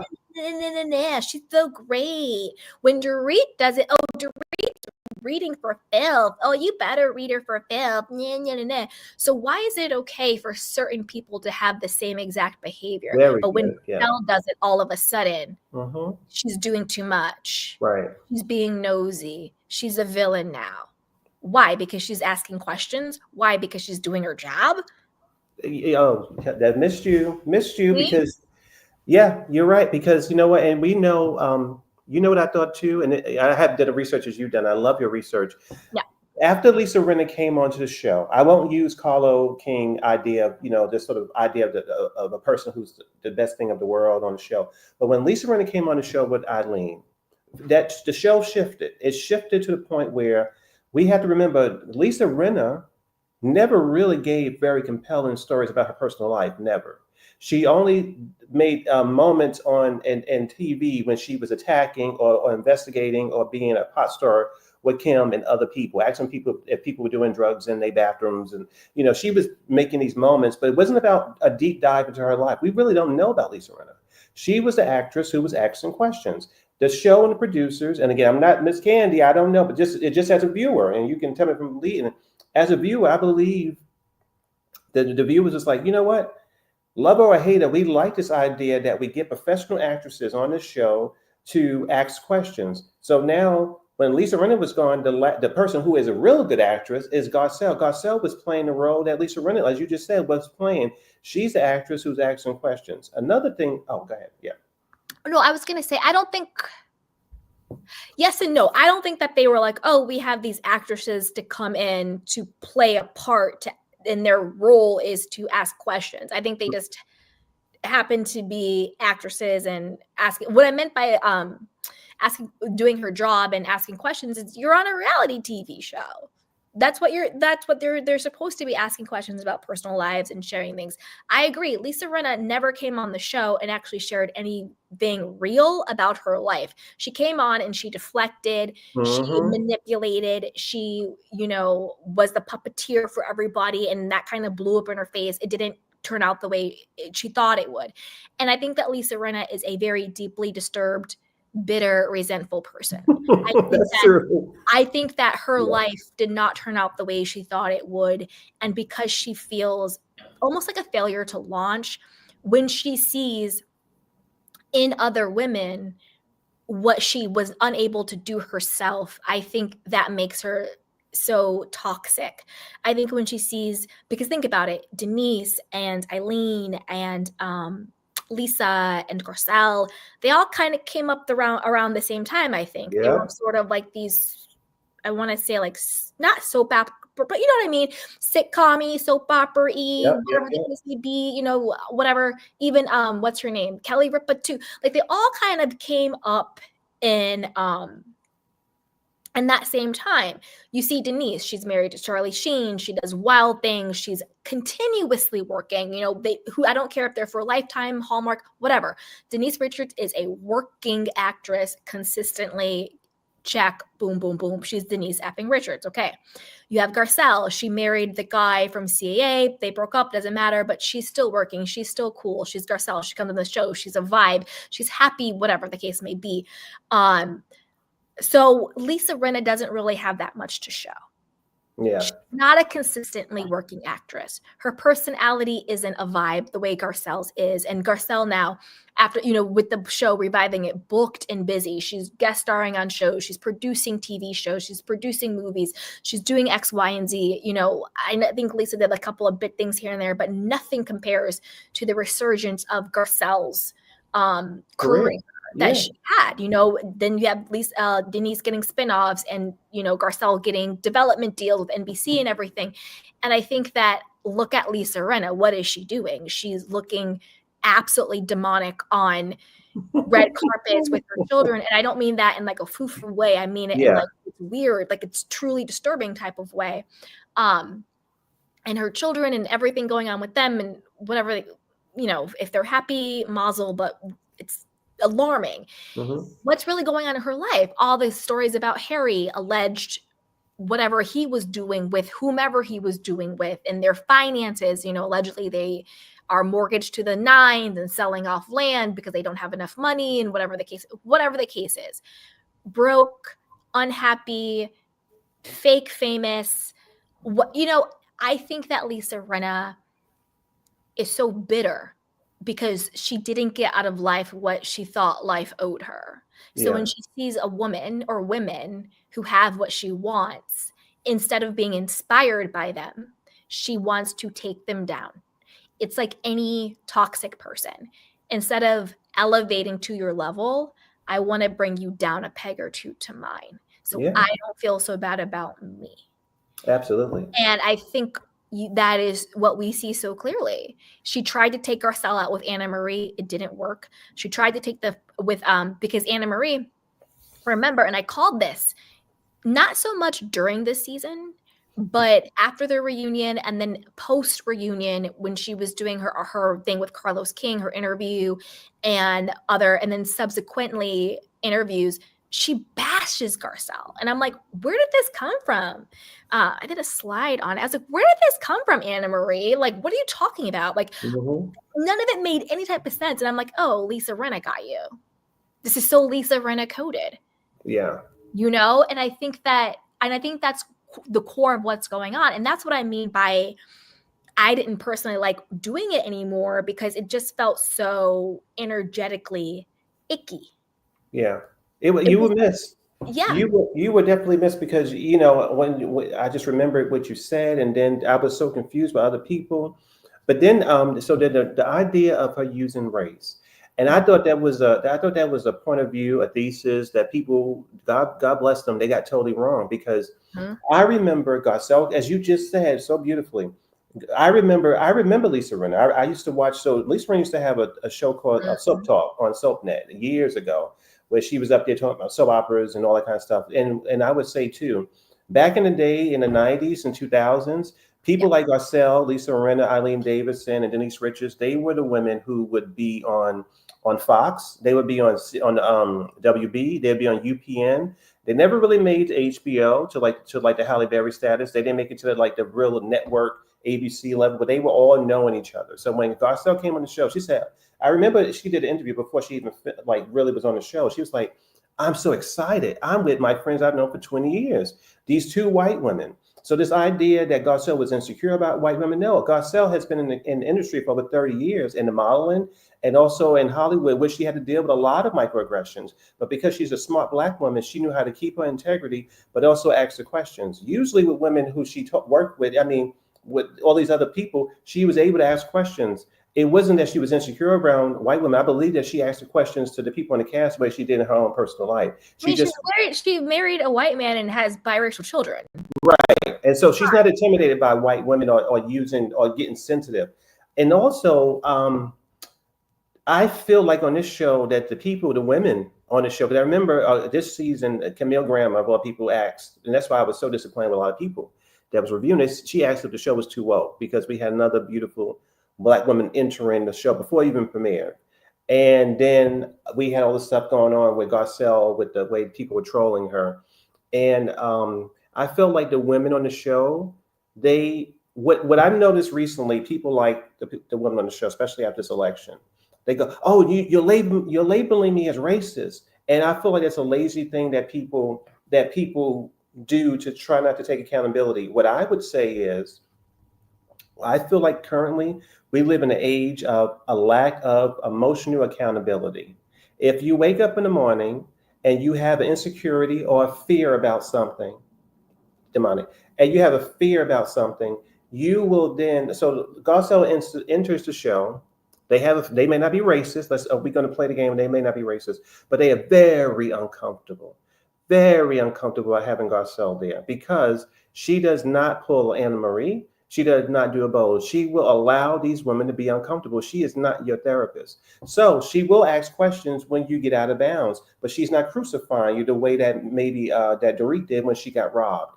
When she got robbed, she used the label as Garcelle being an attacker. That was trying to crucify her in the public. Garcelle did not label these people that way. She was asking questions. These women on the show are not emotionally accountable. And because they don't want to really check, why is it that I feel uncomfortable with a Black woman to be on the cast? That's not a question that you should be embarrassed about, or you should be that you should judge yourself for.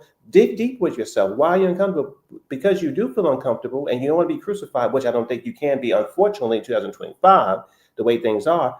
But if you want to do the work, now ask yourself, why do you feel uncomfortable? They don't want to do the work, so they rather deal with Bose, they rather deal with Anna Marie. And that is why they were celebrating after the news came out. And that was another reason why I was so disappointed with some of the reviewers, because the women, they were celebrating. They were even trying to use Black language to say, well, won't he do it? Like, you got to be kidding me.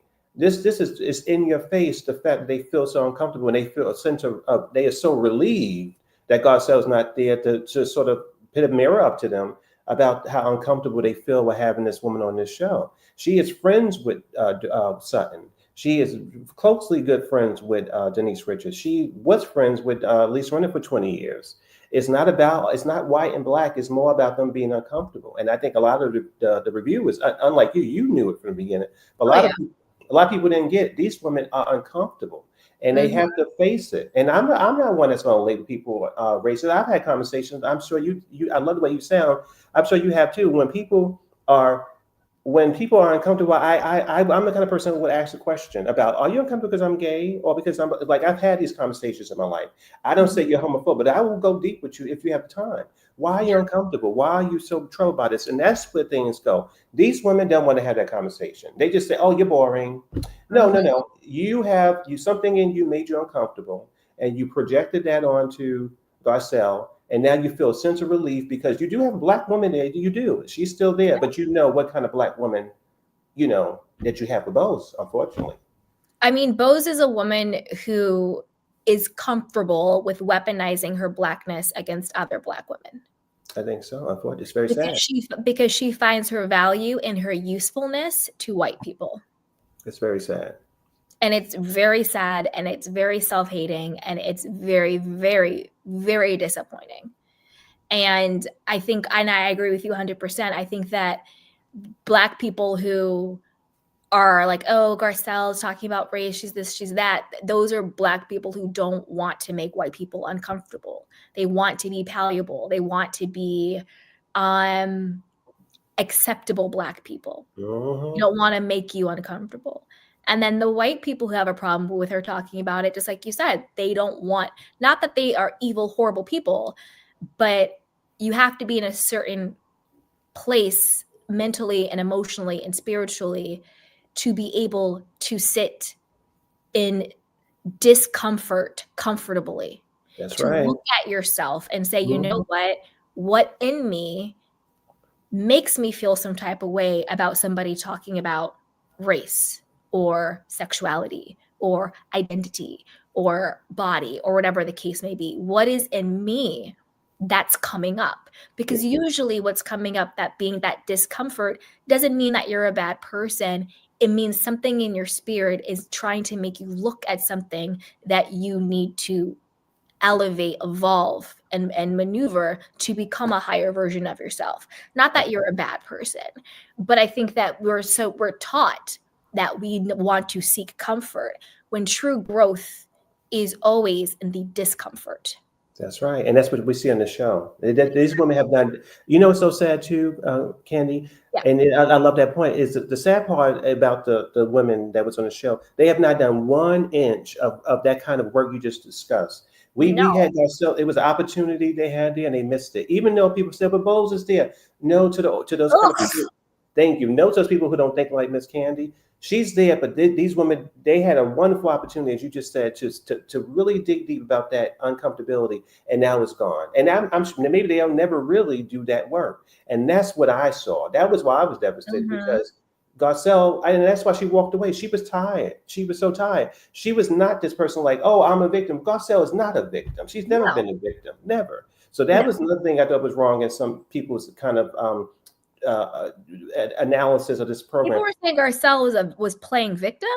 That she was playing a victim. That she would, that in reality. I don't know who those people are. We're not going to say any names. Yeah. I don't know who they are, but to that narrative, that is truly sad. And I think that's more, again, I think that's more to the people who look at Garcelle and say she's playing victim.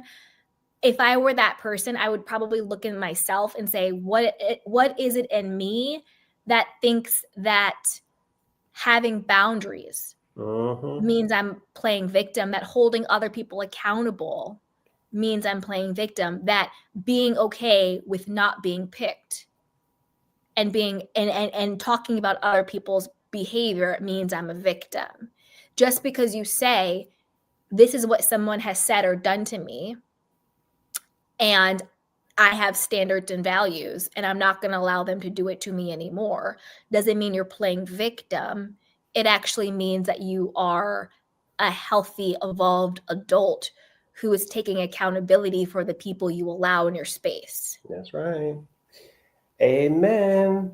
Well, listen, Miss Candy, I see that you've been up here for 2 hours. I'm sorry I wasn't here earlier. No, it's okay.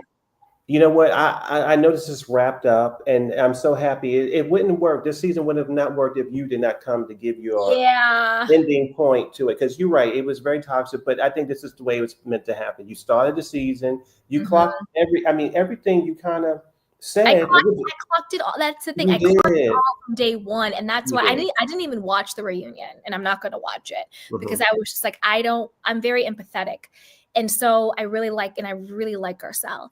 So I would have felt the pain that I know Garcelle felt, that I know Garcelle still feels. Yeah, you can feel it even in her social media, and I was like, I don't want to feel that, so I am not going to watch it because I would feel her pain. That's how I knew these women's intentions. That's how I knew Bulldog Bose with her stank face was garbage, because I could feel it. Yeah, I could feel it. You did. I don't care what nobody says. I clocked all these women. That's why I knew Lisa Rinna internally is a very sad person. I actually have compassion for her because I think she is so sad. But instead of trying to change her life or work on things, she self-soothes her sadness by trying to make other people hurt. And that's sadistic. It is. You did wonderful work this season. You actually, I'll tell you, well, we can't name names, but you are one of the lead researchers, or whatever you want to call it, just the people who analyze these women. You really would have go this year, because it was like you really were. You came in. You know what? Listen, but that's just. You know what? I'm gonna say this thing. That's just what Black women do. That's just what it is. Hello. You came in. You said, "Wait a minute. This is not. No, I'm out." Boom. I said, "Go ahead, Candy." She's like, "No, what? I got like Garcelle did. You did. You know what? Basically, you did what Garcelle did. You walked away from these women. That's what you did. Now I'm thinking about right now. I protected my peace because I was in it. I was doing it, and I was like covering like different stuff every day. But I got to the point where I just like energetically, I was like, I can't sit here and talk about Kyle Richards. I was like, I can't. I was sitting there and I was like, I can't talk about Erika Jayne today. Like I can't do it. I was like, this is my life. And I was like, this is my actual real life. This is the time that I am spending talking about Kyle and Erika Jayne and Dorit. And I was like, I could be doing something else with the time that God is giving me. And right now, it's not going to be talking about Dorit's foreclosure. So I was just like, I got to take a step back and just focus on other stuff and everything. But I do want to come back to YouTube, though. I do want to come back to doing live. So I have to think about, you guys let me know like what you want me to cover, because I don't know what to cover. So you guys let me know what you want me to talk about. It could be anything. It could literally be like, and it could be female friendships dynamics, or I don't know. It could be anything. White Lotus. I was gonna say, so what in Miss Candy's like bubble that you've been attracted to that has not been troubling, that you feel excited about, like reality or entertainment, like what? Because that then we can pick and choose what you feel. I actually watch a lot of murder mysteries and like true crime and like escapism reality shows that are really fun. Like Love is Blind and stuff like that. That's really fun. So maybe I'll cover some of that, but I don't know. Well, listen, you know what? That's not my genres, but whatever you're excited about, because I just love how you do your work. And, even thinking about it with the way you've done this here, I'm still looking at these women and what you wrote. Of course, you don't just do live stream. I'm seeing right now, you literally have to sit with these people. You have to research them. They have to get in your mind. So it's not like other people where they just pop on and you really have to sit and research. It's almost like, oh my gosh, I was watching this piece about AI, and these people in Africa. It was a wonderful piece on AI where the AI people are using different countries for, to spend less money. And the people said psychologically, them doing some of the work for the AI, looking at different images and stuff like that, was so taxing on them. Because 100%. So with you doing this, as sensitive as you are, really, because it's almost like you're intimately getting connected with Erika and with Lisa, you're researching. So I get it. You had to disconnect. And you know what? You don't have to be bothered with them for, who knows, maybe never. You never have to. I hope they get fired. But I wanted to say, so Darren said that entire Kenya versus Brit situation kind of took a tailspin on Roa with the fans. Mm-hmm. I'm talking about this real quick. Umari says, no, Candy, you got to show up because someone needs to say the truth. I know. Hold on. All right, I'll get to you guys' question in a second, but I wanted to quickly, because I want to ask Mel what he thinks too. So this question about Roa. So I have been watching Roa. I haven't decided if I'm going to cover it yet or not. But I will touch upon my thoughts on. Have you been watching? Yes, I have. Okay. So I'm going to talk about Kenya versus Brit. This to me is a classic problem of two things. One, we all need to get comfortable with being Karens and asking to see the manager. Number two, this is another problem when keeping it real goes wrong. First part, what I mean is this. Brit to me is a deeply insecure woman. She came on the show with a preconceived notion about who Kenya was. Kenya could have said the sky is blue and Brit would have been like, why are you attacking me? Why are you coming at me? Why are you being shady? Kenya with the whole "are you married" ring thing, she was wearing an engagement ring. She was not wearing a wedding band. Kenya's questions were valid. Britt was coming from a place of her own insecurity, maybe her own questions around her marriage, maybe her own issues, because her husband seems very controlling and their relationships seems very coercive control. It's bizarre. That's for a whole other conversation. So she's probably having some issues with her own situation. So she was clearly insecure, intimidated by Kenya. Kenya said anything to her, she was going to take it some type of way. Blew it up out of proportion. Kenya being Kenya, I think Kenya was also going through her own stuff. There's all these new, young, hot girls on the show. Kenya's an OG on the show. Bound to be some conflict. It's giving very Vicky Gumbelson. It's giving very Ramona Singer energy. You know what I mean? Dynamic. Kenya's being Kenya, but I don't think Kenya did or said anything that was out of pocket to warrant Britt's response to her. What I mean by we all need to need to get comfortable being Karens and asking for management. The moment at the dinner when Britt was like, I'm going to go, I have a pew pew and I'm going to do this and I'm going to do that. And she took it from 0 to 100 real quick. If I was Kenya, I would have went to production. I would have went to the manager, Bravo, and said, listen, I'm not filming with this woman until you do a full investigation into the comments that she made regarding the pew pew, me and my life. Her name would have not come out of my mouth again. I would have not filmed with her again until that investigation was done. Because Kenya said she needs to go, she's asleep. Instead of doing that, Kenya took matters into her own hands, and like my mom says, she cut her nose to spite her face. Kenya's hair salon launch should have only been about Kenya. It should have been about Kenya, her daughter, the hair, having fun. The moment she gave life and energy to anything outside of that, she lost. Kenya got caught up in, I don't know if it's self-sabotage, I don't know if it's ego, I don't know what the hell it is, but couldn't nobody pay me anything in this world that I am having a candy care hair care launch party, that I'm going to sit there and go to Kinko's and blow up big pictures of people doing whatever the case may be. No. My event is about me and mine. Nah. Point blank period. Duh.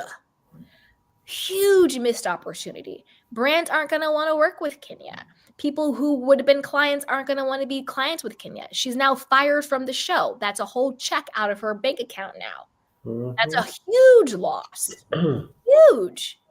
All because she needed to prove a point to someone who had no power. That's another thing. Why are you proving a point to somebody who has less power than you? That is when you don't know who you are. Because the only reason why Britt had a problem with Kenya was because she thought Kenya was better than her. That, I think, is the sad part. Do I think that it was warranted for Kenya to be fired after what she did? I do. Because she took it too far. Do I think that Britt should have got a pass for the pew pew comment? No. I think that production executives, again, this is why they're getting sued left, right, and center, should have stepped in. Yes, Kenya should have went up to management, but management should have also stepped in. If you are, again, don't forget, if this is a show, this is a workplace. They have 1099 W-2s, whatever the case may be. If you have a employee threatening to pew pew another employee, you need to step in and have it investigated. And they can't say they didn't hear it. It was on camera.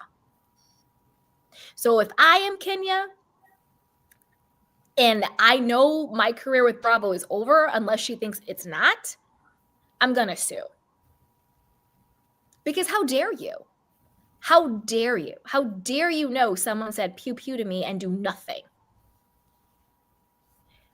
But if I want a career, if I still want to be on Bravo, if I still want to be on another show or a spin-off, a girls trip, if I want to keep those relationships, I'm not going to say anything. I'm not going to do that. But that's kind of where I land with that, on that point. Yeah, so you know what, Candy? Again, we're not going to mention other creators, but but you know what? I love talking. We probably could talk offline one day, so we can really just let Of it. course. But I emailed your assistant. Thank God for her and or him, Amanda. Miss Amanda. Yeah, she's been Yeah. wonderful because she informed me. She said, "Oh, Candy's doing a live, and she wants you guys." So I was like, "Oh, this is great." So I will email her and let her, so that we can talk. Okay, so. Last year, I was at a content creator, and again, I know the YouTube streets, as you've been around, so you definitely know probably all the pieces. You do your research very well, so you probably already know what I'm talking about. But when this information first dropped, it was on YouTube. Actually, it was a woman who is very known in Atlanta, and she does her thing, and she was very evolved, and she kind of knew all the players, and so. I was there, so I've been definitely following the story since the night it happened. I think the night it happened, the YouTube person, she came on her live and she was talking about it. So I've been following this ever since then. I called in over there. It is what it is. That being said, there is still a lot of missing pieces for me when it comes to Kenya, because if I was to interview her, I would love to interview her. But like, Kenya, no holds barred. I want you to tell me. Is the rumors about you being friendly with Ming Lee from Basketball Wives, is that true? Because Ming Lee is now on blog saying that she knew Britt Edie for a long time ago. They have not been friends, that she has 11-year-old nude photographs and other things about Britt on her phone, that she threatened her with those situations when she was drunk. This is before Kenya, before the show.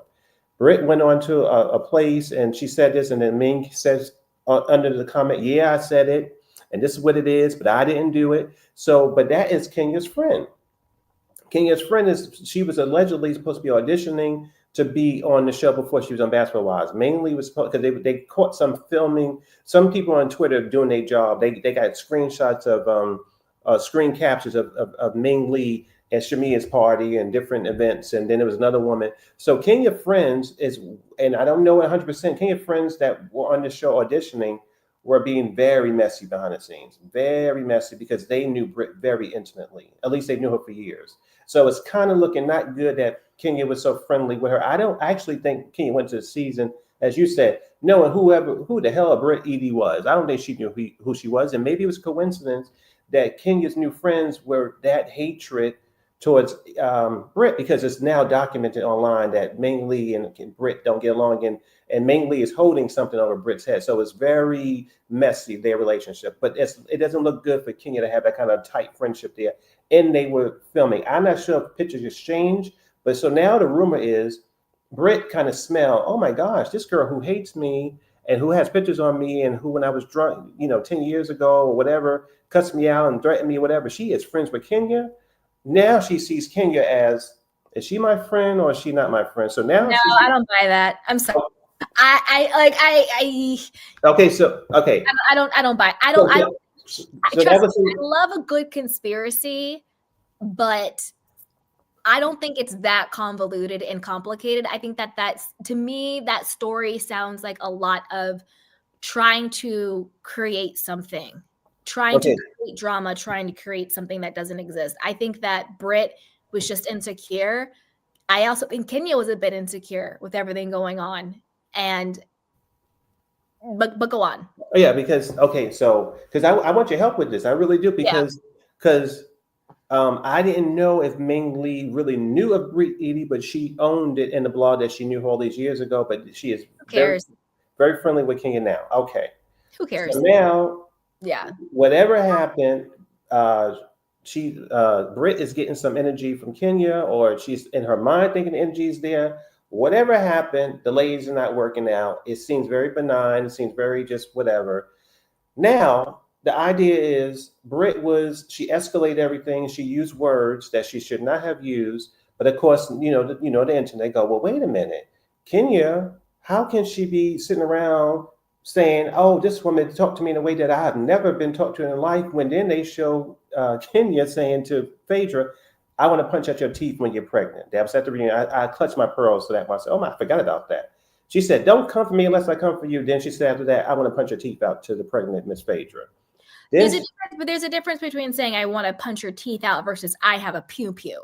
Right, but particularly in 2025, everything going on in the world, it's very different to say I want to punch your teeth out. Yes, I get she's pregnant versus saying I have a pew pew right now. Let's do this. Those are two different things. Right. So the Number argument, one, Brit should have been checked by executives, by production. The moment the word pew pew came out of her mouth, she should have been checked by the powers that be. We're in 2025 now. Ain't nobody had time to play with that mess or a joke or none of that.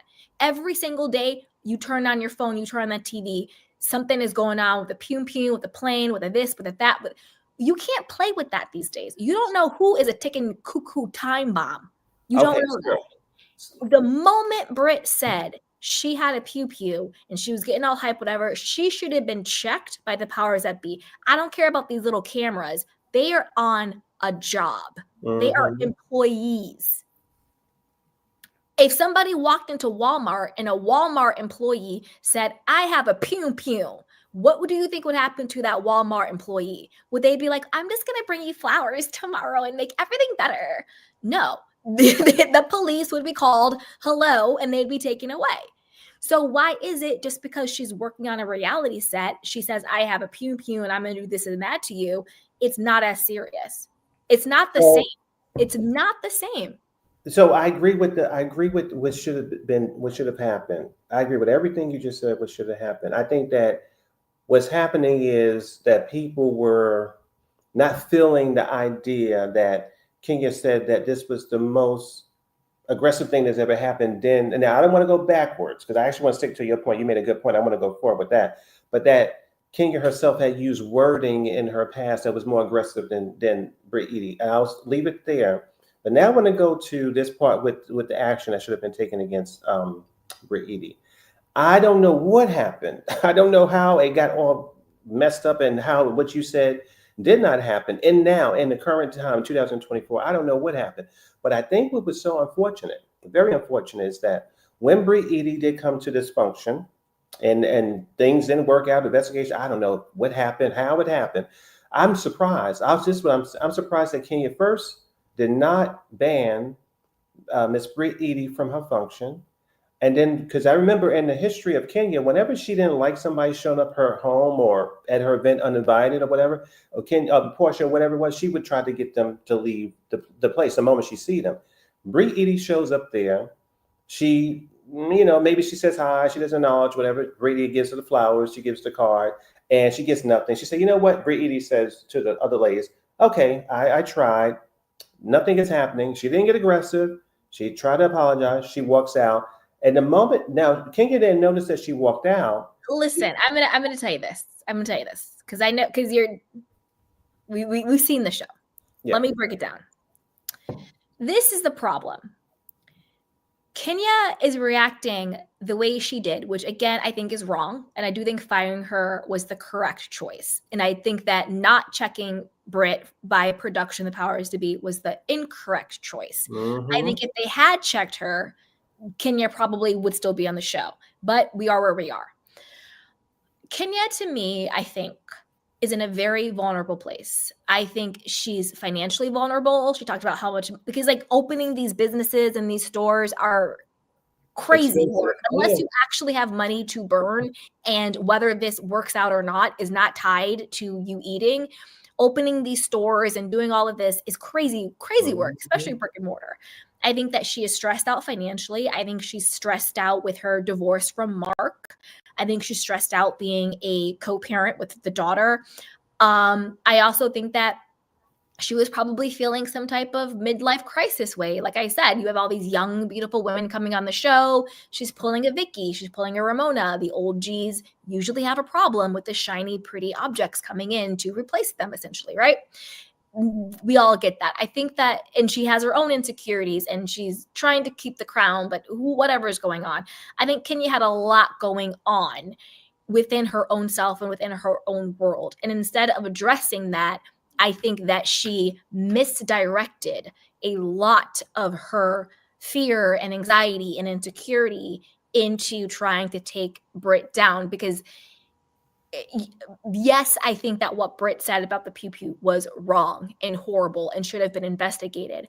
But I don't think that's the reason why Kenya did that.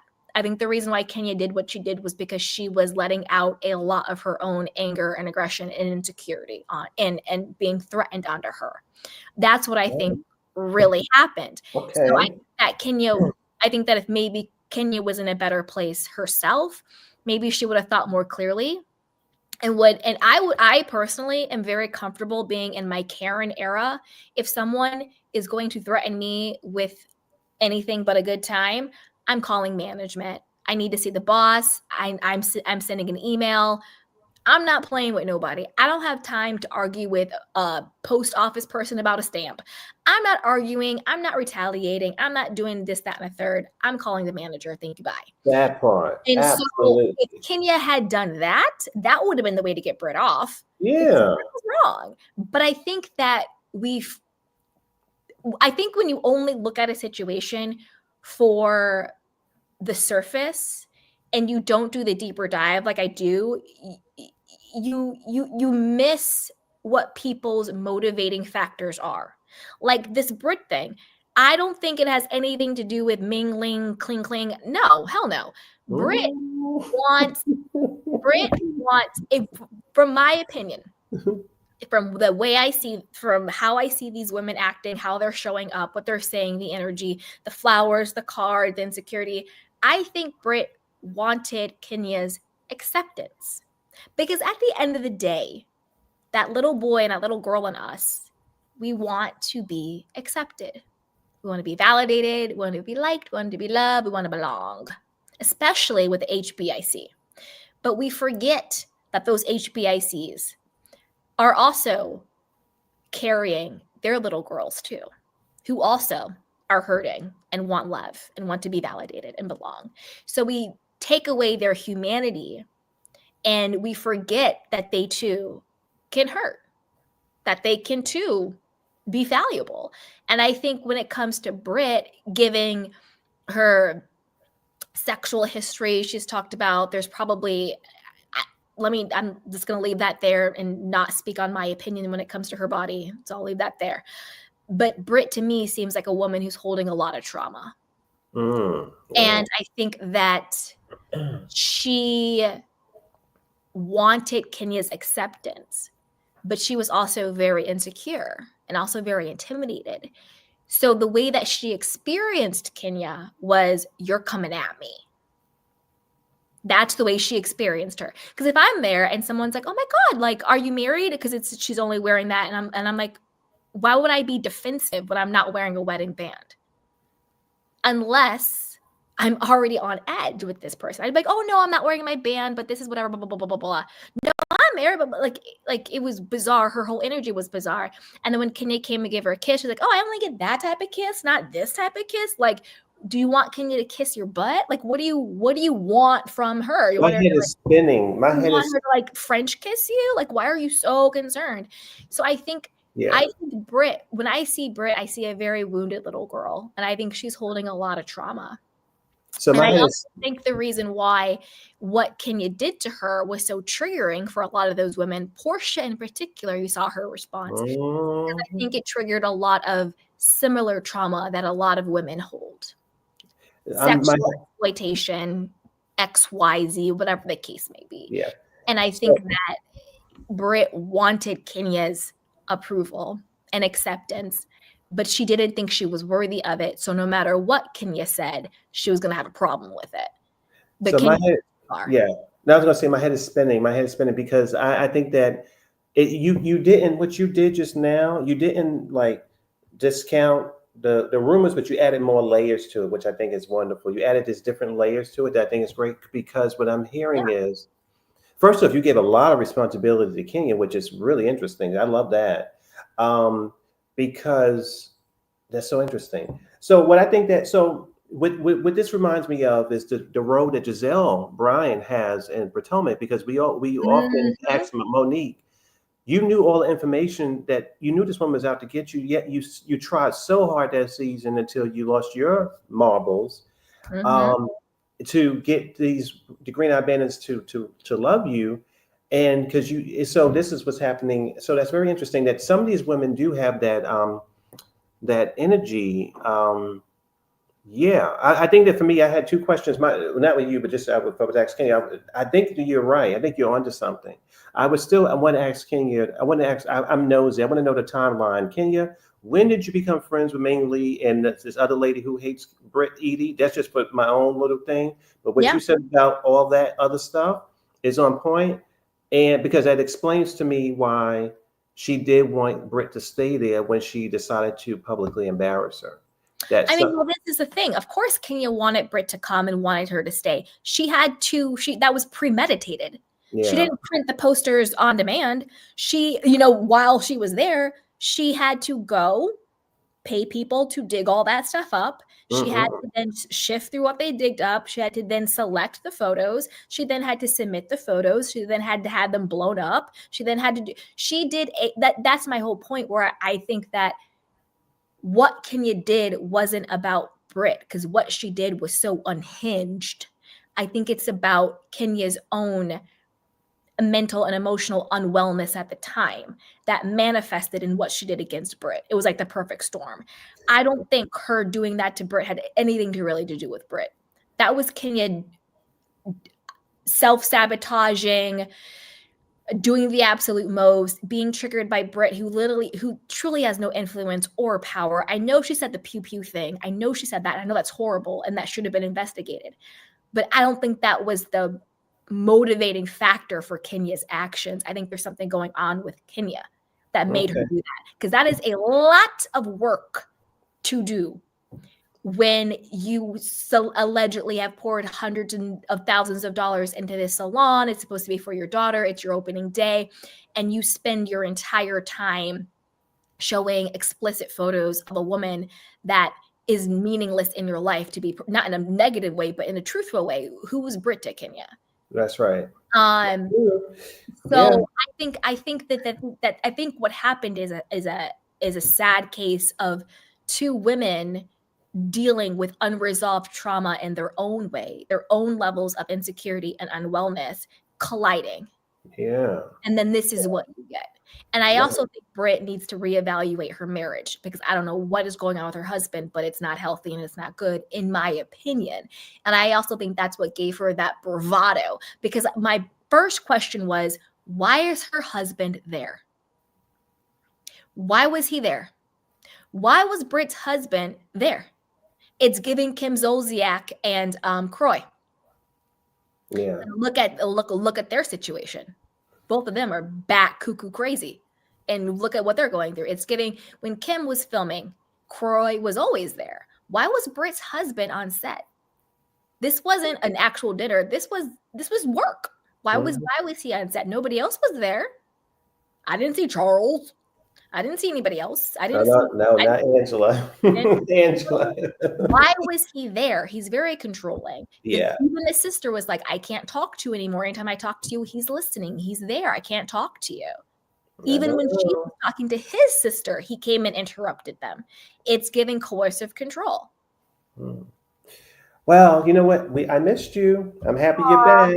And you know what? We'll see how back I am. Well, protect my protect your peace. It's nice. But it's good that you closed the chapter on the house on the Beverly Hills. On Beverly Hills. And you know what? I will email your assistant to see what your next thing is, because you know what? You were missed. We listen. Your sisters, like you do a good job when it comes to these shows, and that was also another thing. We need more especially black female voices to really, because nobody does it like y'all when it comes to and maybe that was my frustration too, Candy. I was listening to all these men, and nobody was really breaking it down.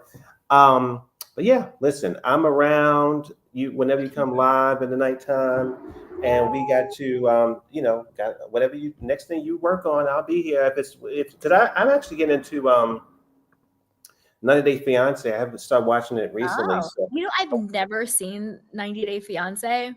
I watched that a little bit, but I think that Love Is Blind might be one. Or like whatever thing that you get into, I'll just, you'll lead me and I'll just subscribe. Wait 1 second. Cheryl Leggett says, my question is where or what was Britt's mother when all these things were going on when she was a teen doing those things? Now, this is just my opinion. Britt, don't come after me. This is my opinion. Given how the scene where Britt and her mom are there, and she's like, Mama, I had to tell my mom didn't judge. And just given everything, I kind of feel like the mother knew. I kind of feel like, and I want to be very sensitive when I say this, and I'm not accusing anybody. I'm not saying this is fact, but I kind of have the feeling that like Britt, maybe Kenya, Portia, Shamia, that group of people, maybe Drew, maybe, I don't know. The newbie, it's giving very pay to, I don't know how to say it. Almost, a lot of what they're doing was transactional, if that makes sense. But I'm not going to put that on anybody. I'm not going to say that's what they were doing. That's not what they were doing. That I don't know. I wasn't there. I don't know. Mm-hmm. But I have a feeling that the mother probably knew things that were going on. Maybe she did, maybe she didn't. I'm not saying she agreed with it. I'm not saying she told her to do it.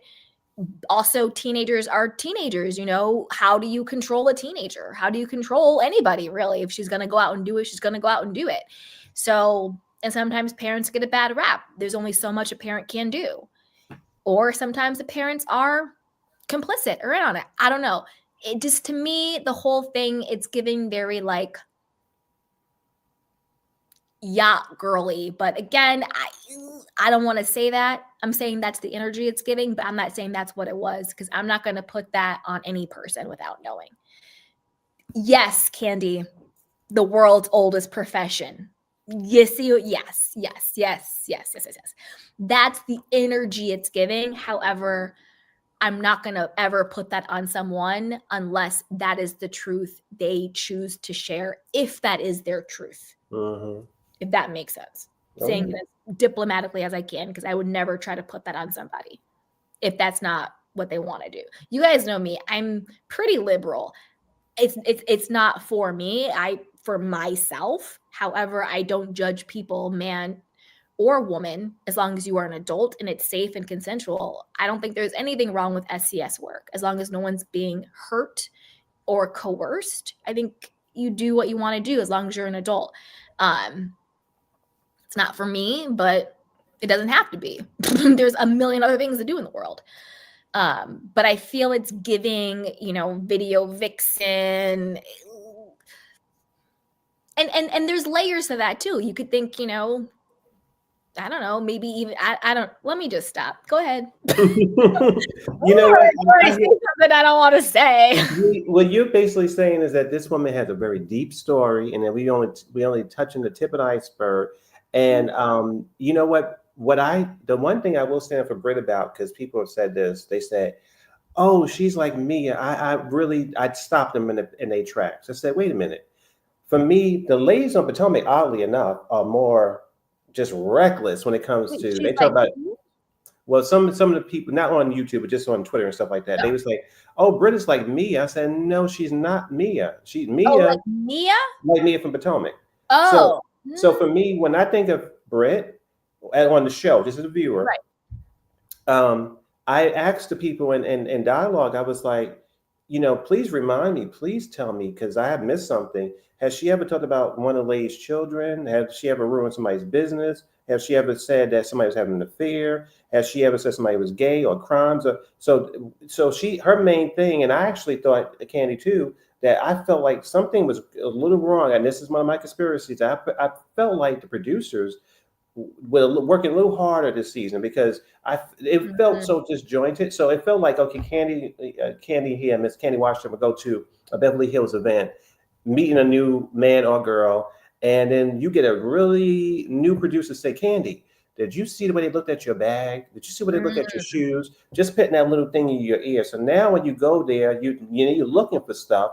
I felt like what you're saying, it was a tragedy that happened on this show that needs to be investigated, because I want to know exactly who were Kenya's producers, who were Britt's producers, and were they stirring the pot? I believe they was. When it comes to Britt, I think that what she has in common with Mia is exactly what Candy says about that path where the mothers, I believe Britt did talk about her mother, or somebody had dealings with substance or whatever in their past, or, there was some issues in her family. So I believe that Mia and her has that in common with growing up too fast. That's the most diplomatic way that can happen. She was a girl that grew up a little too fast. She was out there experiencing things. She had a rough time at home and got caught up in that world and God knows what. And that could be dark. Like you said, I have no judgment against sex work, but I do know, just like you, and I love this about you, is that when you do that kind of work, and again, that's not for me either, you have to be really high level with your body, with your energy, because when you take on other people's energy, when you kiss or touch or do that, that could be the path to destruction. It really can, because you have it has to be a sacred thing that you want to do that, because it's just not, it's really hard to be around that many people. But yeah, I think that her and me are definitely have maybe being exposed too early to something that's really unfortunate, and that's what I would say too, diplomatically. But again, thank God you came back for this closure to Beverly Hills. I love your point of view of the girls in Atlanta. I'm enjoying Atlanta, and I will email your assistant to see what other things you'd be working on, so we can come back and talk again. That's right. Yeah, and anybody can email me or DM me if you have suggestions for shows to cover, or just anything really. We could talk about anything. We could talk about life or whatever. Let me know, because I don't know if I can do Beverly Hills that much anymore, especially if they bring these women back. Ugh, I can't do it. So, but I still want to be here on YouTube. So let me know what you guys want me to cover, and we can just come and talk. You know what's going to say too before I go? I don't get into the Vanderpump Rules, but I did see a story. Oh yeah, maybe we could do with the Valley, where they said somebody was using the powder and they got divorced and they having affairs, and I said, what are they doing over there? So I was going to ask you, have you been keeping up with that story with Jackson and Brittany and what they've been going through? Yes and no. I mean, the thing with Jackson and Brittany is this. I think they're both awful. Brittany, to me, everyone's like, oh, Brittany's so sweet. No, she's not. Brittany knew exactly who Jax was and is, and Brittany's just as worse. And the way she treated Faith was horrible. It's like, you're so mad at Faith for sleeping with Jax when you're not mad at him when he's the one who actually cheated on you. And yet you're best friends with Kristen. And also you invited Stassi to your wedding. Like, it's just absolutely bonkers to me. And her whole weaponizing religion. God says forgive. And it's like, no, do not bastardize Christianity because you want to justify staying with a man who cheats on you and treats you horribly. Okay. Nowhere in the Bible does it says you are supposed to tolerate someone disrespecting you and cheating you. That's right. And cheating on you. Forgiveness does not mean acceptance. Those are two separate things. Absolutely. So to me, Brittany's whack as hell. In my opinion, again, I'm never going to say anybody is an alcoholic or anything like that, because that's not my place.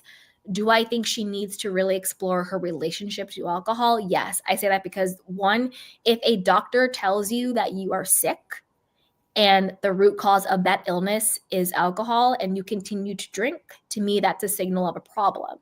Because if a doctor told me you have stomach issues and all this stuff because you're drinking, I'm not going to drink anymore, because my health and well-being is way more important than any drink. Mm-hmm. But if I'm unable to put my well-being ahead of a drink, then I would have to look at that. Okay. And we've seen that happen with her. And I think with Jax, same old. I mean, I think that again, I'm not a doctor, I don't diagnose, but I think there's probably some personality disorders going on. And I think that he's come out and said he's bipolar or something, yada, yada. But again, I think all of that is performative for Jax. I think he will always seek to be the victim. I think he will always run on drama and chaos. It makes for good TV, I guess, but it sounds like he's very exhausting. And I think he's always performing. I don't think he's ever off. I think even when he's like, I'm going to therapy and I want to be Jason and I want to be, because his real name is Jason, right? And I want to be this. No, it's like he's always performing. I don't think he knows his self if there's one in there. And I think he's always performing.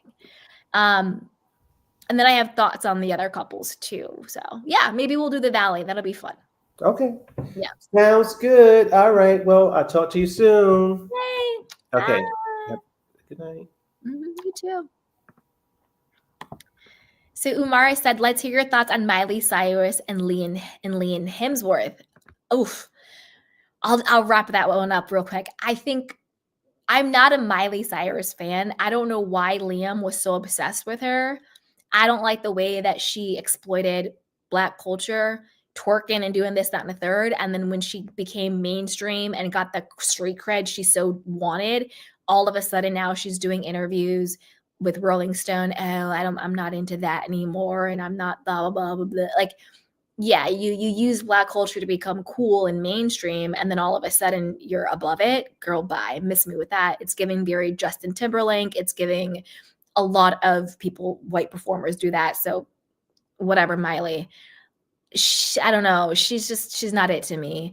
I like Liam Hemsworth. I think he's really cute. So I was kind of like, why is he into her? That's kind of where I land on that.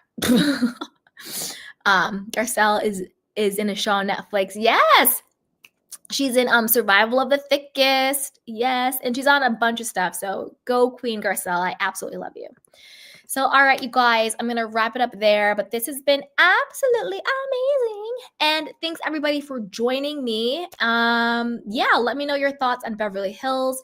Let me know what you think is going to happen for next season. If there's even a next season, maybe there's a pause or a reboot coming up. And let me know what you want me to cover, because I miss you guys. I miss coming on and talking to everybody. So let me know what shows or topics or anything. Doesn't have to be Bravo. It really could be anything. So let me know. Email assistant@candywashington.com. DM me on Instagram @candywashington. Comment down below. Let me know what you guys want to cover. And as always, I love you. Be safe and be sure to like, subscribe, and share. Wow. I'll talk to you guys next time. Bye.